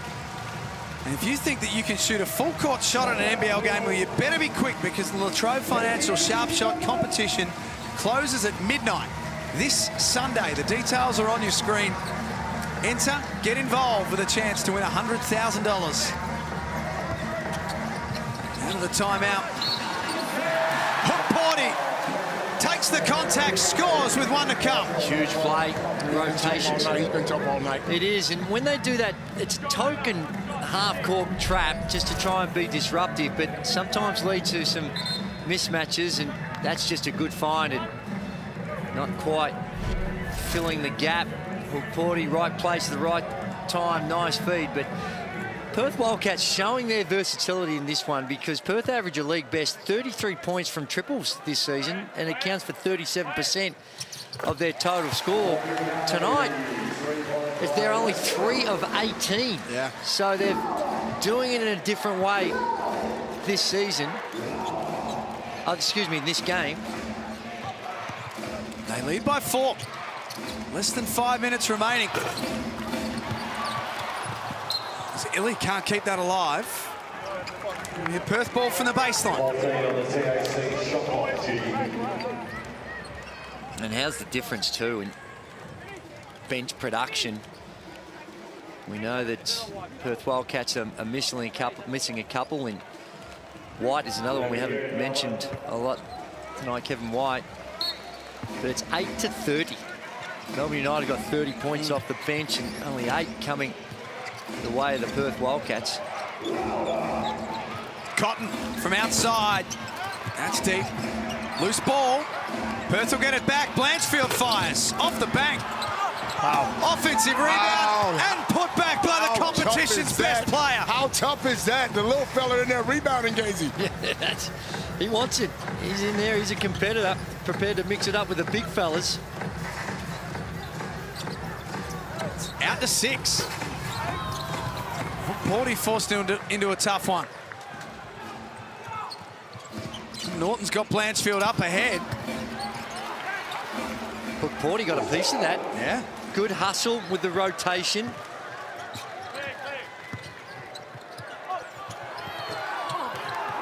No foul call. Dellavedova gets it back for Melbourne that time. Norton reaching in, his whistle for the foul. Here's the little fellas. And he gets pushed down there. He gets back up. He's angry. Give me that ball. With a little flex. 15 rebounds in the game for Vic Law. That's amazing. To go with his 14 points. Well, they needed him. Majuk next in line with it, and he's got the 5. And they lead the rebound count, 35-34. So an area which we thought might be an advantage for Melbourne United has been nullified by the Wildcats. The spin and the finish from JLA. Just not much you can do because he's so big. He's so skilled down low. Here it is there. And to me, prevention's better than cure. Going in there and prevent him from getting the ball. So Vic Law just playing behind. The size mismatch, the foul issues, those things. He should be trying to half front, push him off the box. Easier said than done. It is easier, but that time there, he wasn't even making an effort. He was prepared to concede and just play him one-on-one from the low post, and big size advantage for Joe Luala-Chul. Makes the extra. Wildcats coach Scott Morrison. He knows that home games are just around the corner. Next Sunday, the Wildcats will host the New Zealand Breakers at RAC Arena. They started on the road for what they thought was going to be about 4 weeks. Wow. It's turned out to be a whole lot more, as that's a big block. That's a massive block. Majuk. Trying to play bully ball. There's a block. And Luala-Chul just the length. Needed one more power dribble to get a little bit further out from the basket, the backboard. Here he is at the offensive end with free throws to come. And that's an area of concern. Majuk, you can match him in that size and strength, but Joe Luala-Chul's ability to put the ball on the deck, exposing Majuk.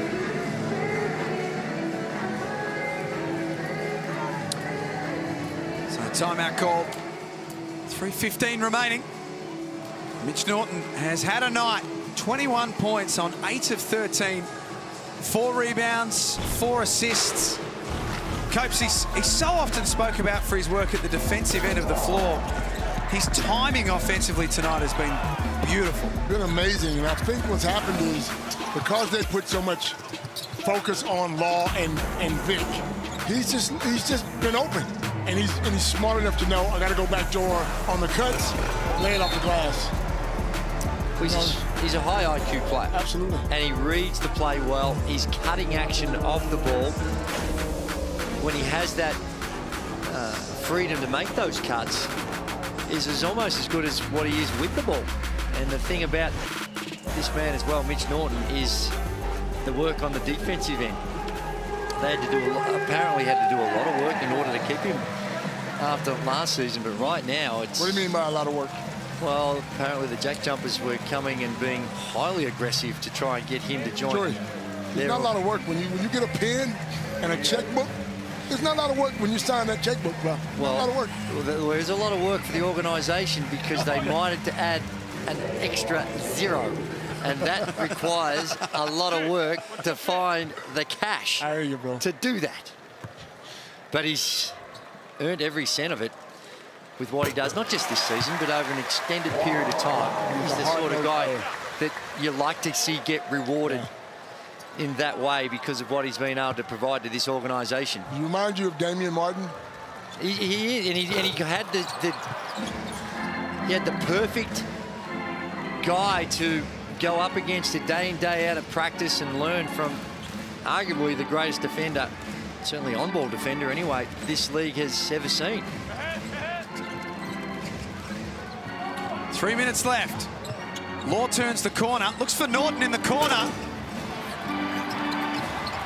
That time, loose ball bounces around. That's goaltend. And the basket's going to count. Depends on who grabbed the net, though. There was a few hands up. But if we saw the net and the rim getting dislodged on the tip back.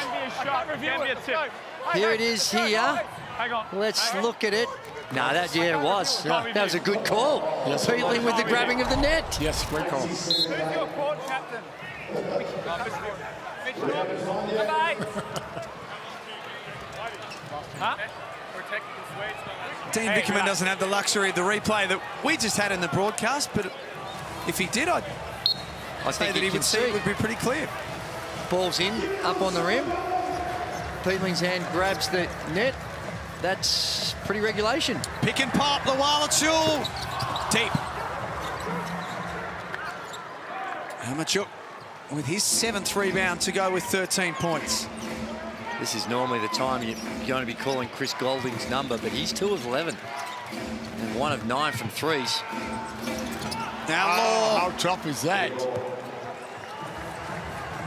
Vic Law, 16 points and 15 rebounds tonight. Pull in. Back cut. Here is Golding, out for Dellavedova.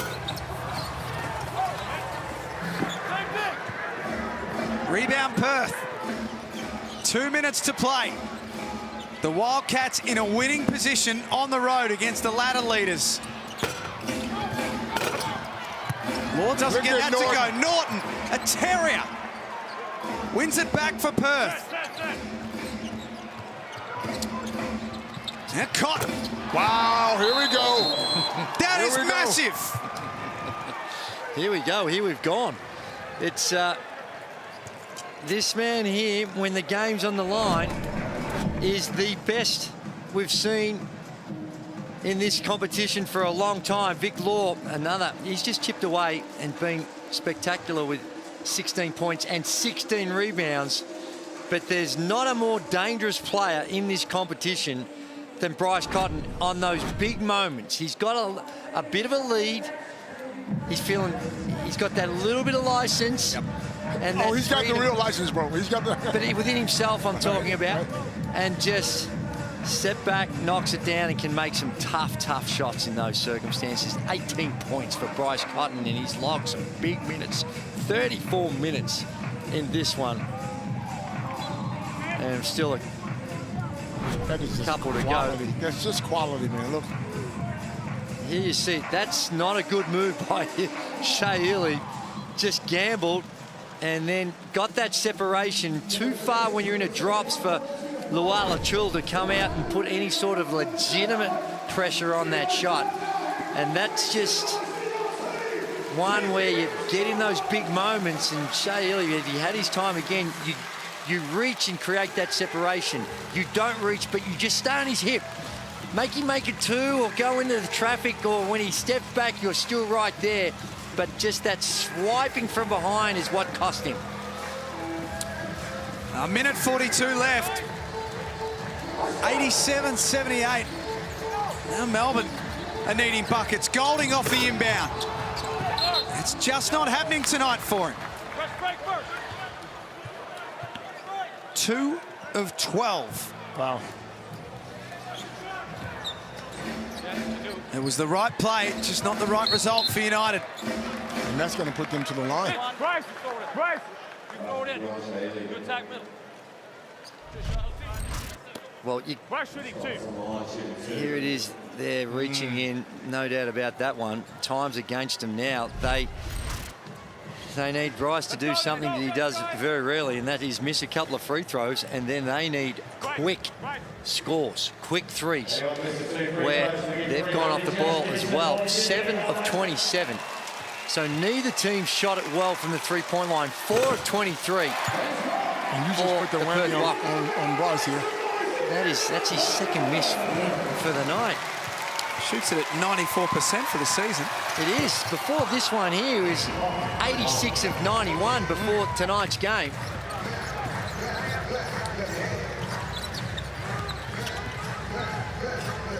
Illy gets in deep. They play through Golding again, and he's off target. Put back by White. And they have to foul straight away. Perth lead by 8. Free throws to come.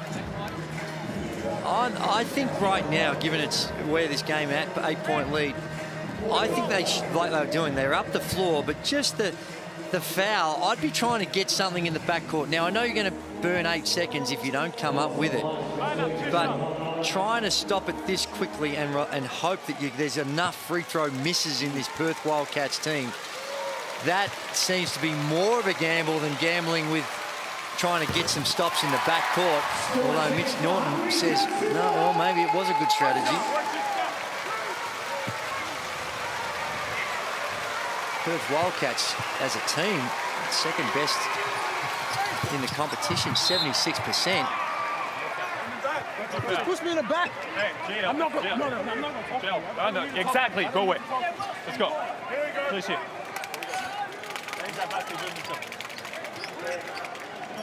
Luala Chul not happy with the officiating. Thought he got pushed in the back. Let's go. Nico Fernandez, our official on the spot, just said, go on. Nico said, I don't want to talk to you either.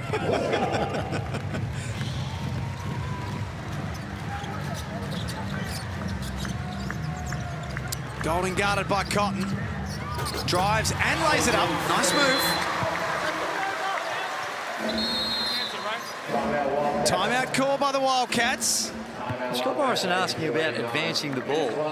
The thing that will do, though, is it'll take away 14 seconds that he has to burn some clock. Yep. Now, I think he might be better served just taking it out from the end line.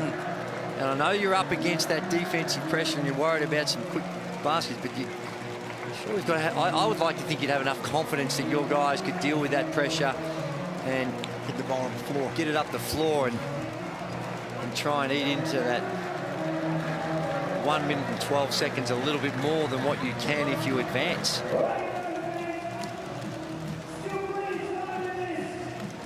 There's Vic Law, Copes. He's been a monster on the glass. Career high night on the glass for him. 18 points, 17 rebounds. And shooting at 50%. I mean, he started off pretty slow, but he's worked his way through this game. Doing all the little things. Well, they've had to because their three-point shooting has been poor, 4 of 23. And as we mentioned before, they've been very productive from the three-point line across the entire season.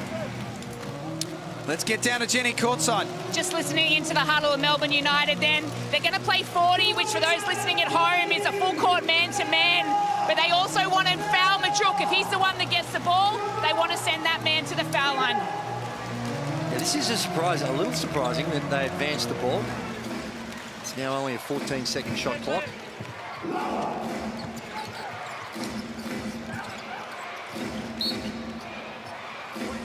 Norton's fouled. He'll go back to the free throw line.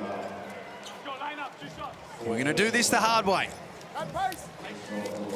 Well, it's not a bad option. He missed one the last time. He's 62% on the season. And across his career, he's been pretty solid at 77, but this season down a little.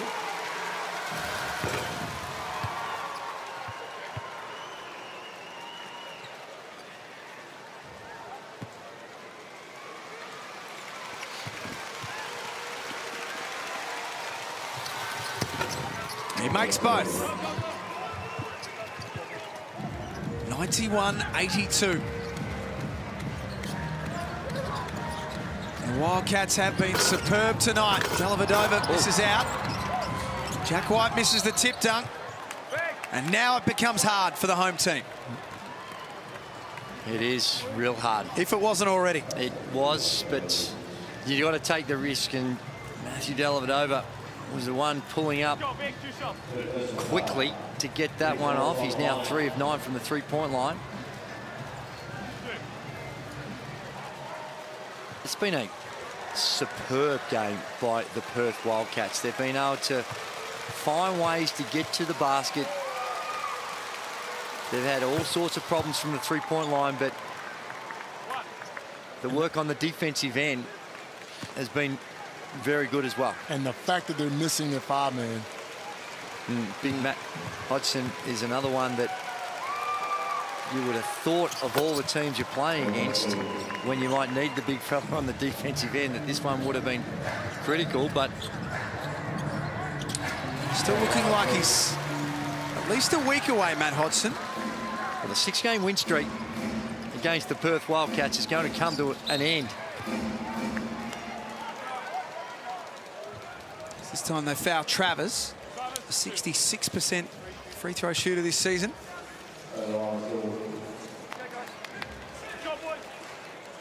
You mentioned that streak, Joey. Melbourne had won 6 in a row against Perth. For the Wildcats, on the flip side, they lost 6 in a row against Melbourne. That was their worst active streak against any team in the competition. They're about to bust that. It just looked like they meant business from the word go. They came out, what was it, 7-0, a 7-0 run? Yep. Early in the game. It was 11-2, Copes. Yeah, and they just looked like they were, no complaints, they were going, it was a hard-nosed basketball.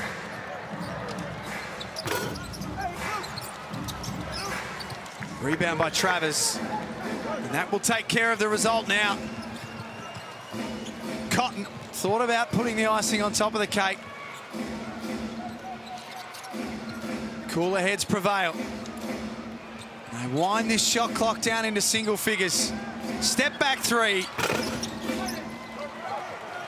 That doesn't count.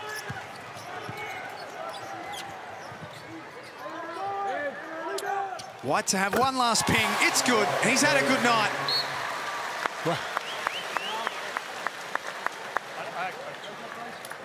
He's done everything that he can, Jack White.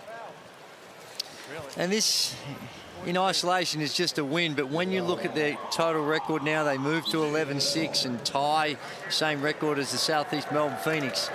But the big asterisk next to it is the 9 home games coming up. So it's you can't just look at the ladder in isolation because of the imbalance that we see with some of the schedule, which has been brought about because of the challenges of COVID and all those reasons that we're all aware of. But it's going to be it should be a very good preparation for finals basketball for the Perth Wildcats. They've done some really good work on the road. But this also lets Melbourne United know there's no cakewalk home to the championship. You got to come through us. Huge win for the Perth Wildcats. One of their biggest of the season. With home games on the horizon, this is massive.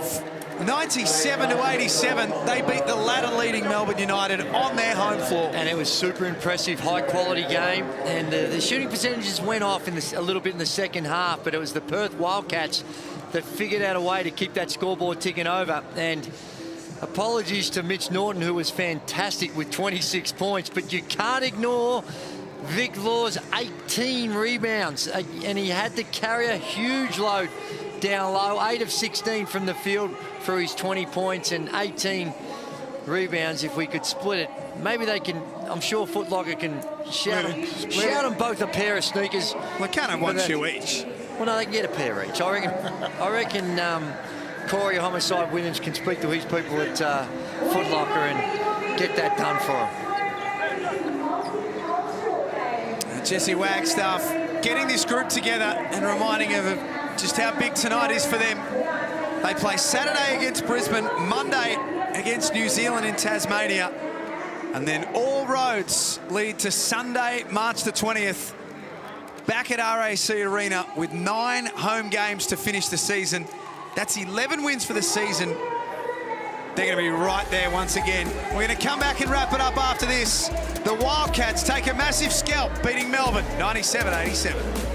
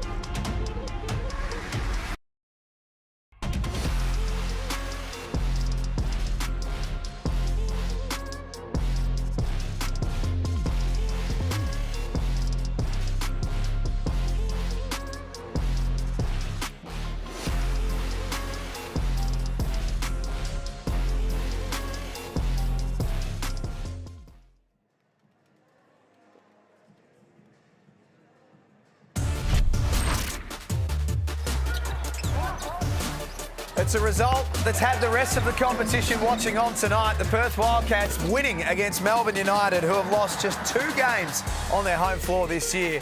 And they didn't just win, they beat them by double figures, 97-87. No, they did, and we've already spoken about Norton Vic Law. You can't talk about the Perth Wildcats without mentioning Bryce Cotton as well. He was really good, patient, 5 assists, 19 points, and high-quality game. These two teams, that, in my opinion, are definitely going to be in the finals, and it shows how mouth-watering a matchup that would be at that level, because they are elite teams. Both of them are deep.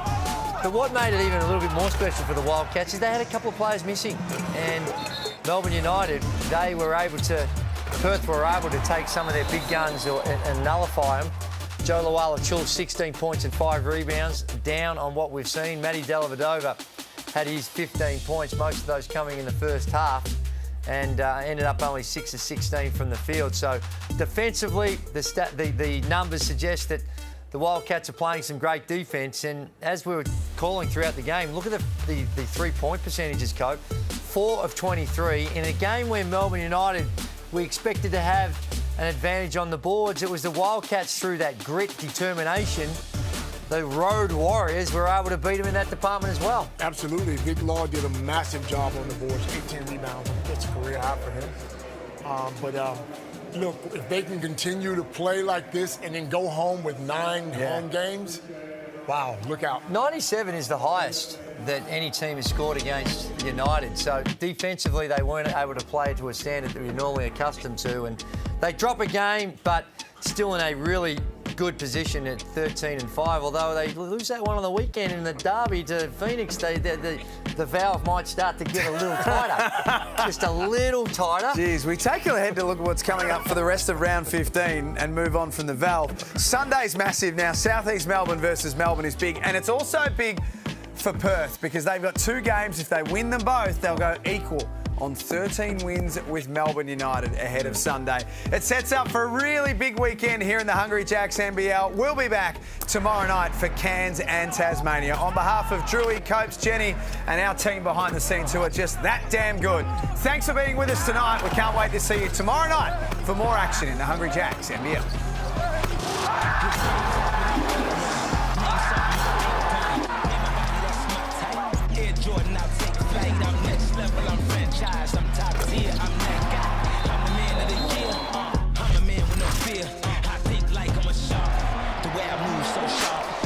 This program is brought to you by Hungry Jacks and Bunnings Trade.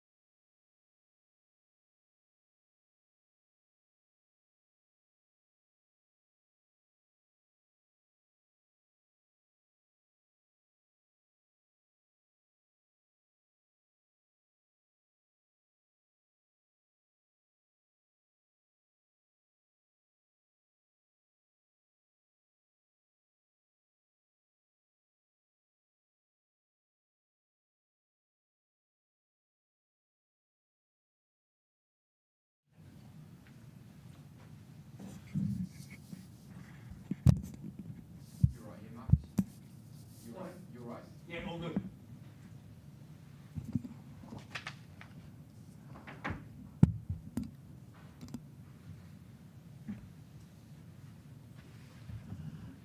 Table and straight.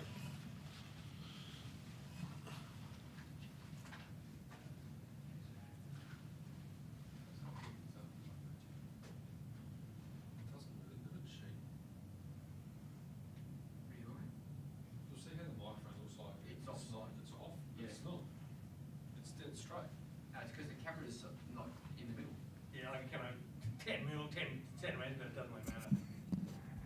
Tell me, does it look straight there now? No, it looks straight now. Yep. Yeah. It's all about the shot. It looks straight here.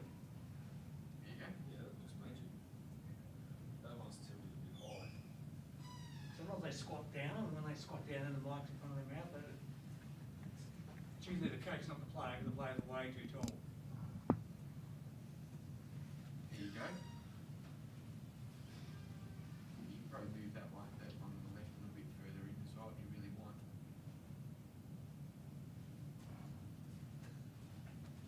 Sam Caserta style. More snare drum. More snare. More cowbell. There you go. Oh, mate. Brilliant. Oh. Herbie is gonna Herbie's gonna nurse this. Herbie's gonna be the truck gun. That looks brilliant. That's the best impressive of the year, I reckon. Yeah. Oh, no doubt. Here. Yeah.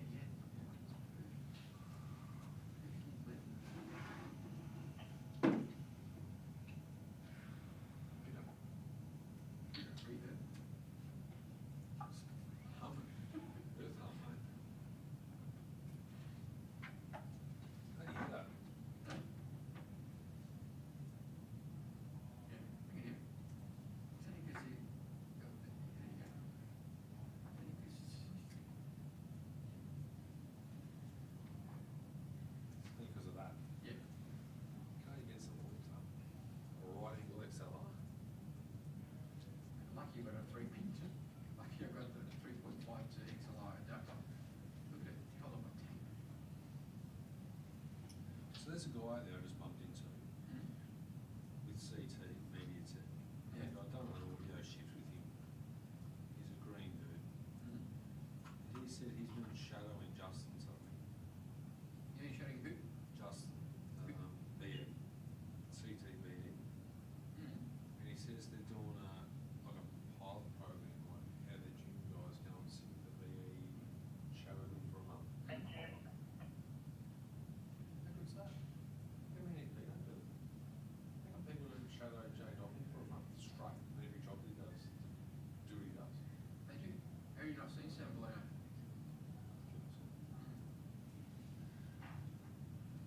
I've been showing him for like a year. 3 years. I mean, they do try to do the shadowing. That's what Chris Herb was doing at one point as well, wasn't he? Yeah, then he went freelance now, he runs the show. Does it? Chris Herb's still full time. Chris Herb. What is he? Not old, they know. Oh, so Chris Herb full time. I thought he went freelance. Oh, that was Zach. That's that. Yeah.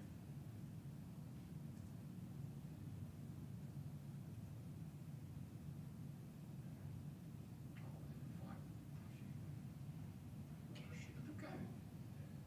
That's pretty cool. Suspicious.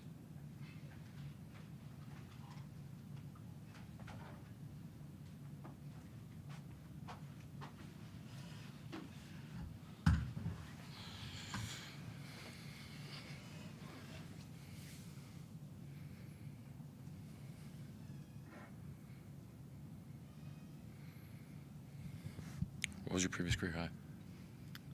Don't know, maybe 24, 25. You realize you got 2 points in that goal attempt. I think they took him off there. What did they gave him to?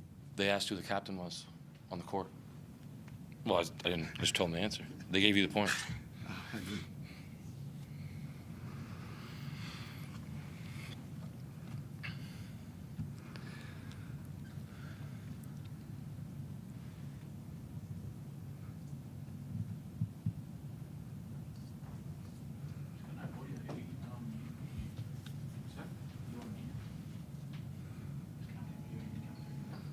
They're all on mute.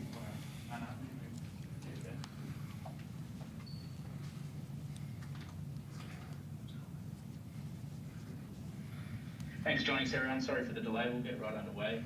Please use the raise hand function if you do have a question, and I might throw to you to start, Craig, if you like. Yeah, Scott, a really impressive win. What impressed you the most about it? I mean, they're a great team. They're, you know, arguably the best team in the league. You won't hear any arguments from me other than maybe when we play somebody else that's really good. But I think what I was most happy about was just our persistence with our game plan and trying to stay solid, not take big swings, try to just do the little things, stick to our system. We got a little bit loose in the first half, but I thought in the second half we were pretty solid for the 20 minutes.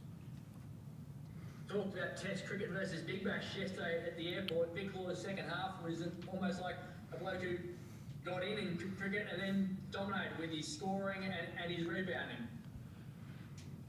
Yeah, I think you're reaching for that one. I'm not sure where the cricket analogy came in there, but I guess he's playing both sides. Like he didn't take any big swings though. Like he hit singles, he crashed the glass. He did it with his effort. It wasn't forced, and he definitely showed a lot of heart in the paint. Just I mean, he had 18 rebounds. You can't say enough about that.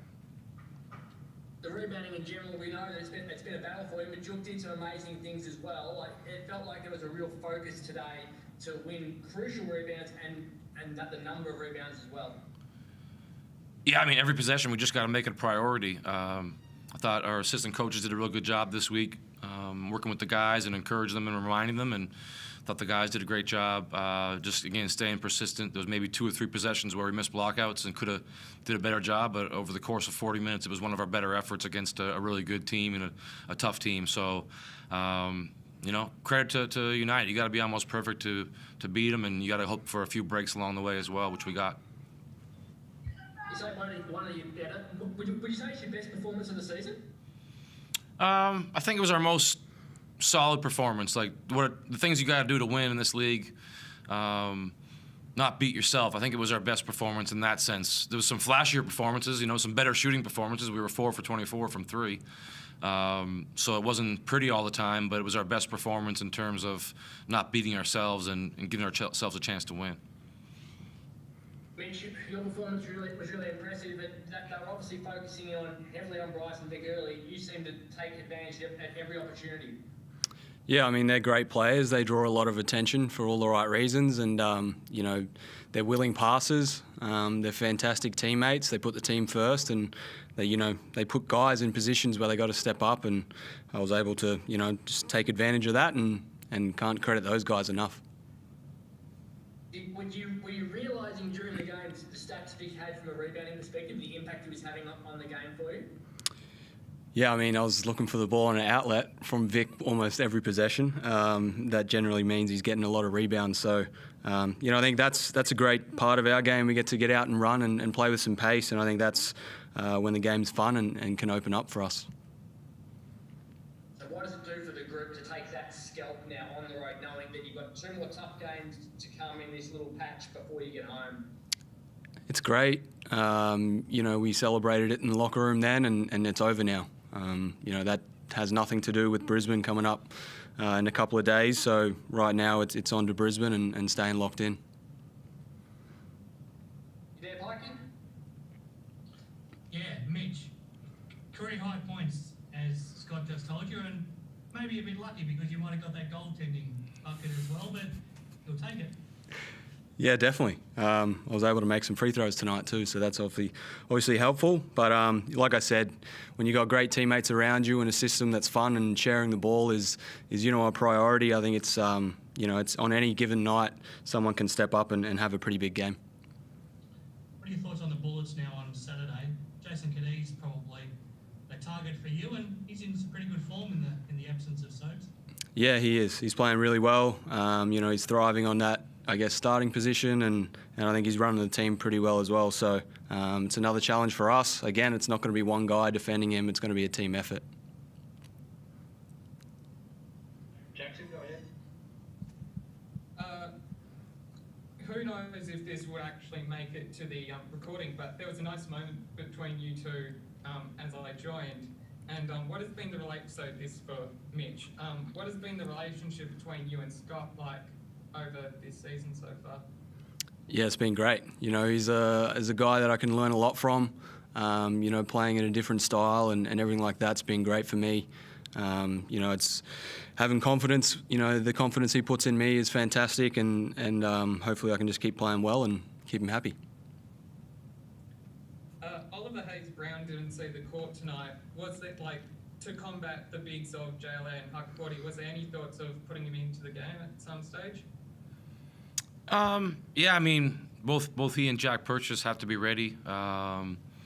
Jesse wasn't feeling his best before the game. I don't know if it was something he ate or whatever, and we weren't sure if he was going to go. So he toughed it out, which was great on his behalf. But also, we would have been quite happy, not if he was sick, but we would have been quite happy to go to Ollie or Jack for those minutes. And they've been working really hard in practice, competing, pushing the other guys. They have some real good video in practice, and it's tough job. That's one of the toughest jobs in sports, is to be the guy at the end of the bench that's never sure when he's going to get in or if he's going to get in, but has to be ready. And so far, really happy with those guys' effort and their improvement.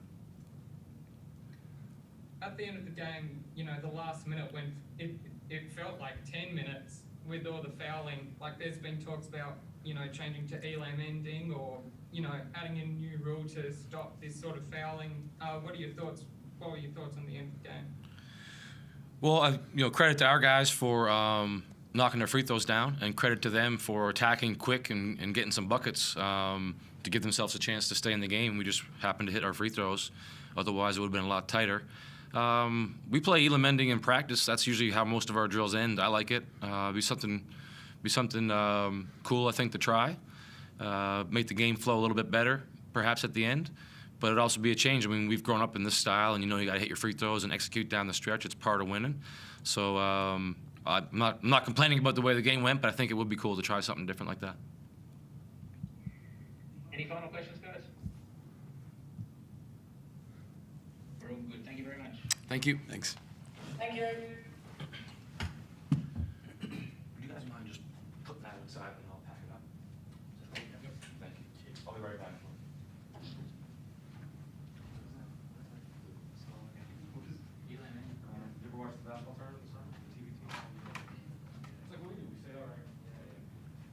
Thanks, guys. Thank you. There's a bag of that too, I'm sure. Yeah, we'll pack it up. I don't mind packing it for Okay. He brought his mic back too. It's just out there.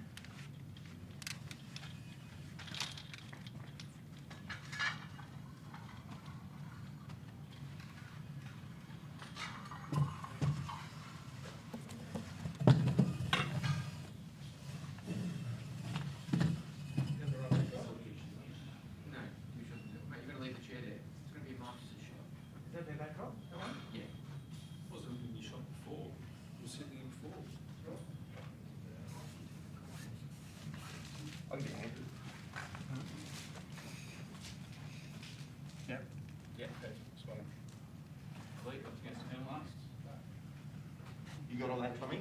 Yep. Can you unpack that? Get the box, take the box for you.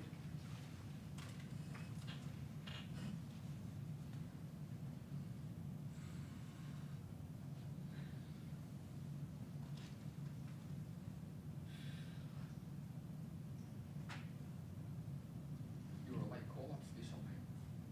Yeah, I swapped with somebody. Well, one of the other guys couldn't make it, so Dave Ingram. Okay. Yeah.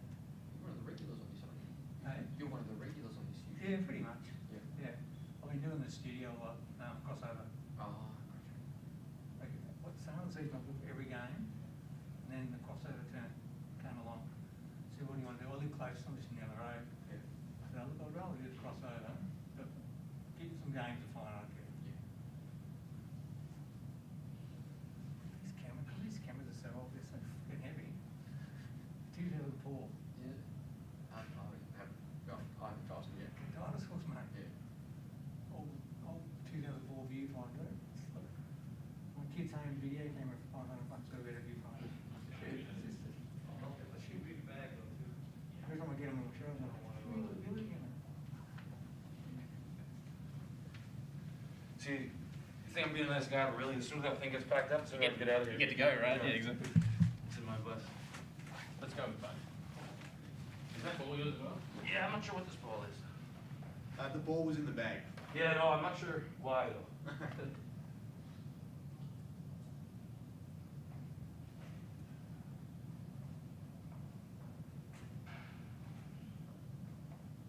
Can't believe you got to chase up the backdrop. Yeah, it's Ross Heavy. Seriously? I've never seen that. There's no way I'll be going. Like, really? It's bizarre. Seriously. Bizarre, mate. Never ever seen it.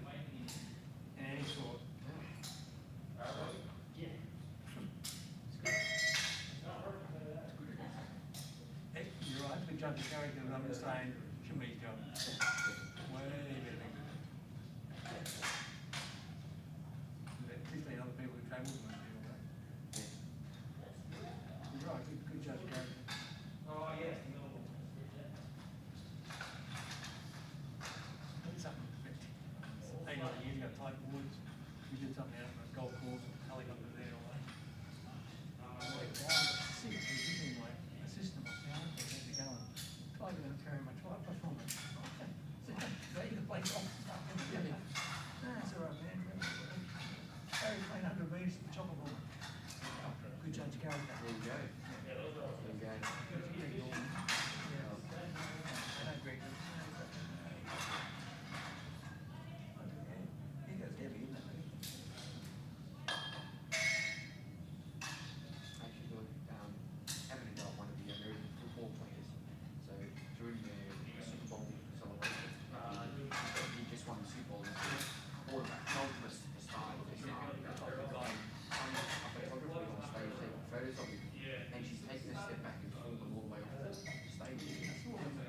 Sort of gone, oh shit, moved on.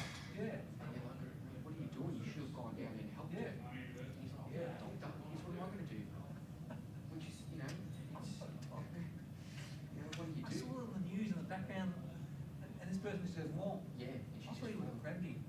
No, she's fallen off, so she's just taking photos, just taking a step back, and he's gone. That's right, because he just turned around and walked off. And he just walked off, yeah. Because I would think any person, anyone would go, okay, like, yeah. I can't imagine that. And that's been the backlash of it. Why did he even go up to the end of the stage and say, hey, you got He'd tell you he's in another zone, whatever. But really, just in the nature, you should check in and see how some of them they fall. Still India. I guess they're told don't get involved. Sure. You know, don't touch, don't talk. Where do you know, man? All the celebs and super high level sports, but a lot are arse wipes. Yeah.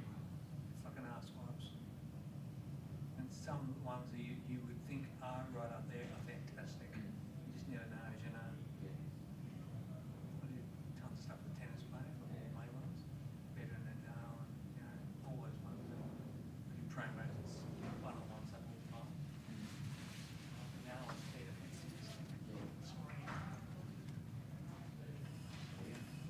You know, she owns part of anything. Venus, sister, wonderful.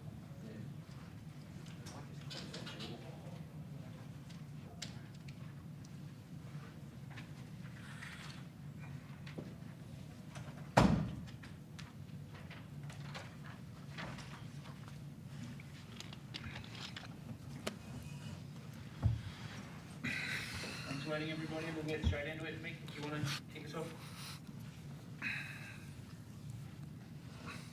Talk a little bit about what went on, what went wrong.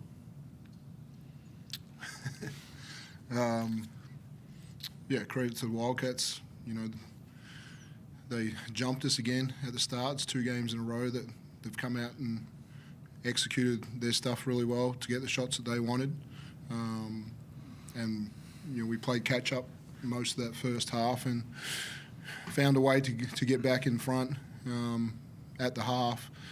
And I thought we controlled the rebounding fairly well through that period, started to find some positive mismatches that we went at, and we made a few shots. You know, I thought the third quarter was all about us turning the ball over and making poor individual reads in our scout, and then it just kind of felt like in the fourth when we got close, again, I thought we still made some bad reads in letting people get layups, and offensive rebounding was probably the biggest thing in that fourth quarter. They might have had 8, 9 offensive rebounds, and you know, a massive one that they pitched to Cotton after 2 offensive rebounds that kind of closed the game out.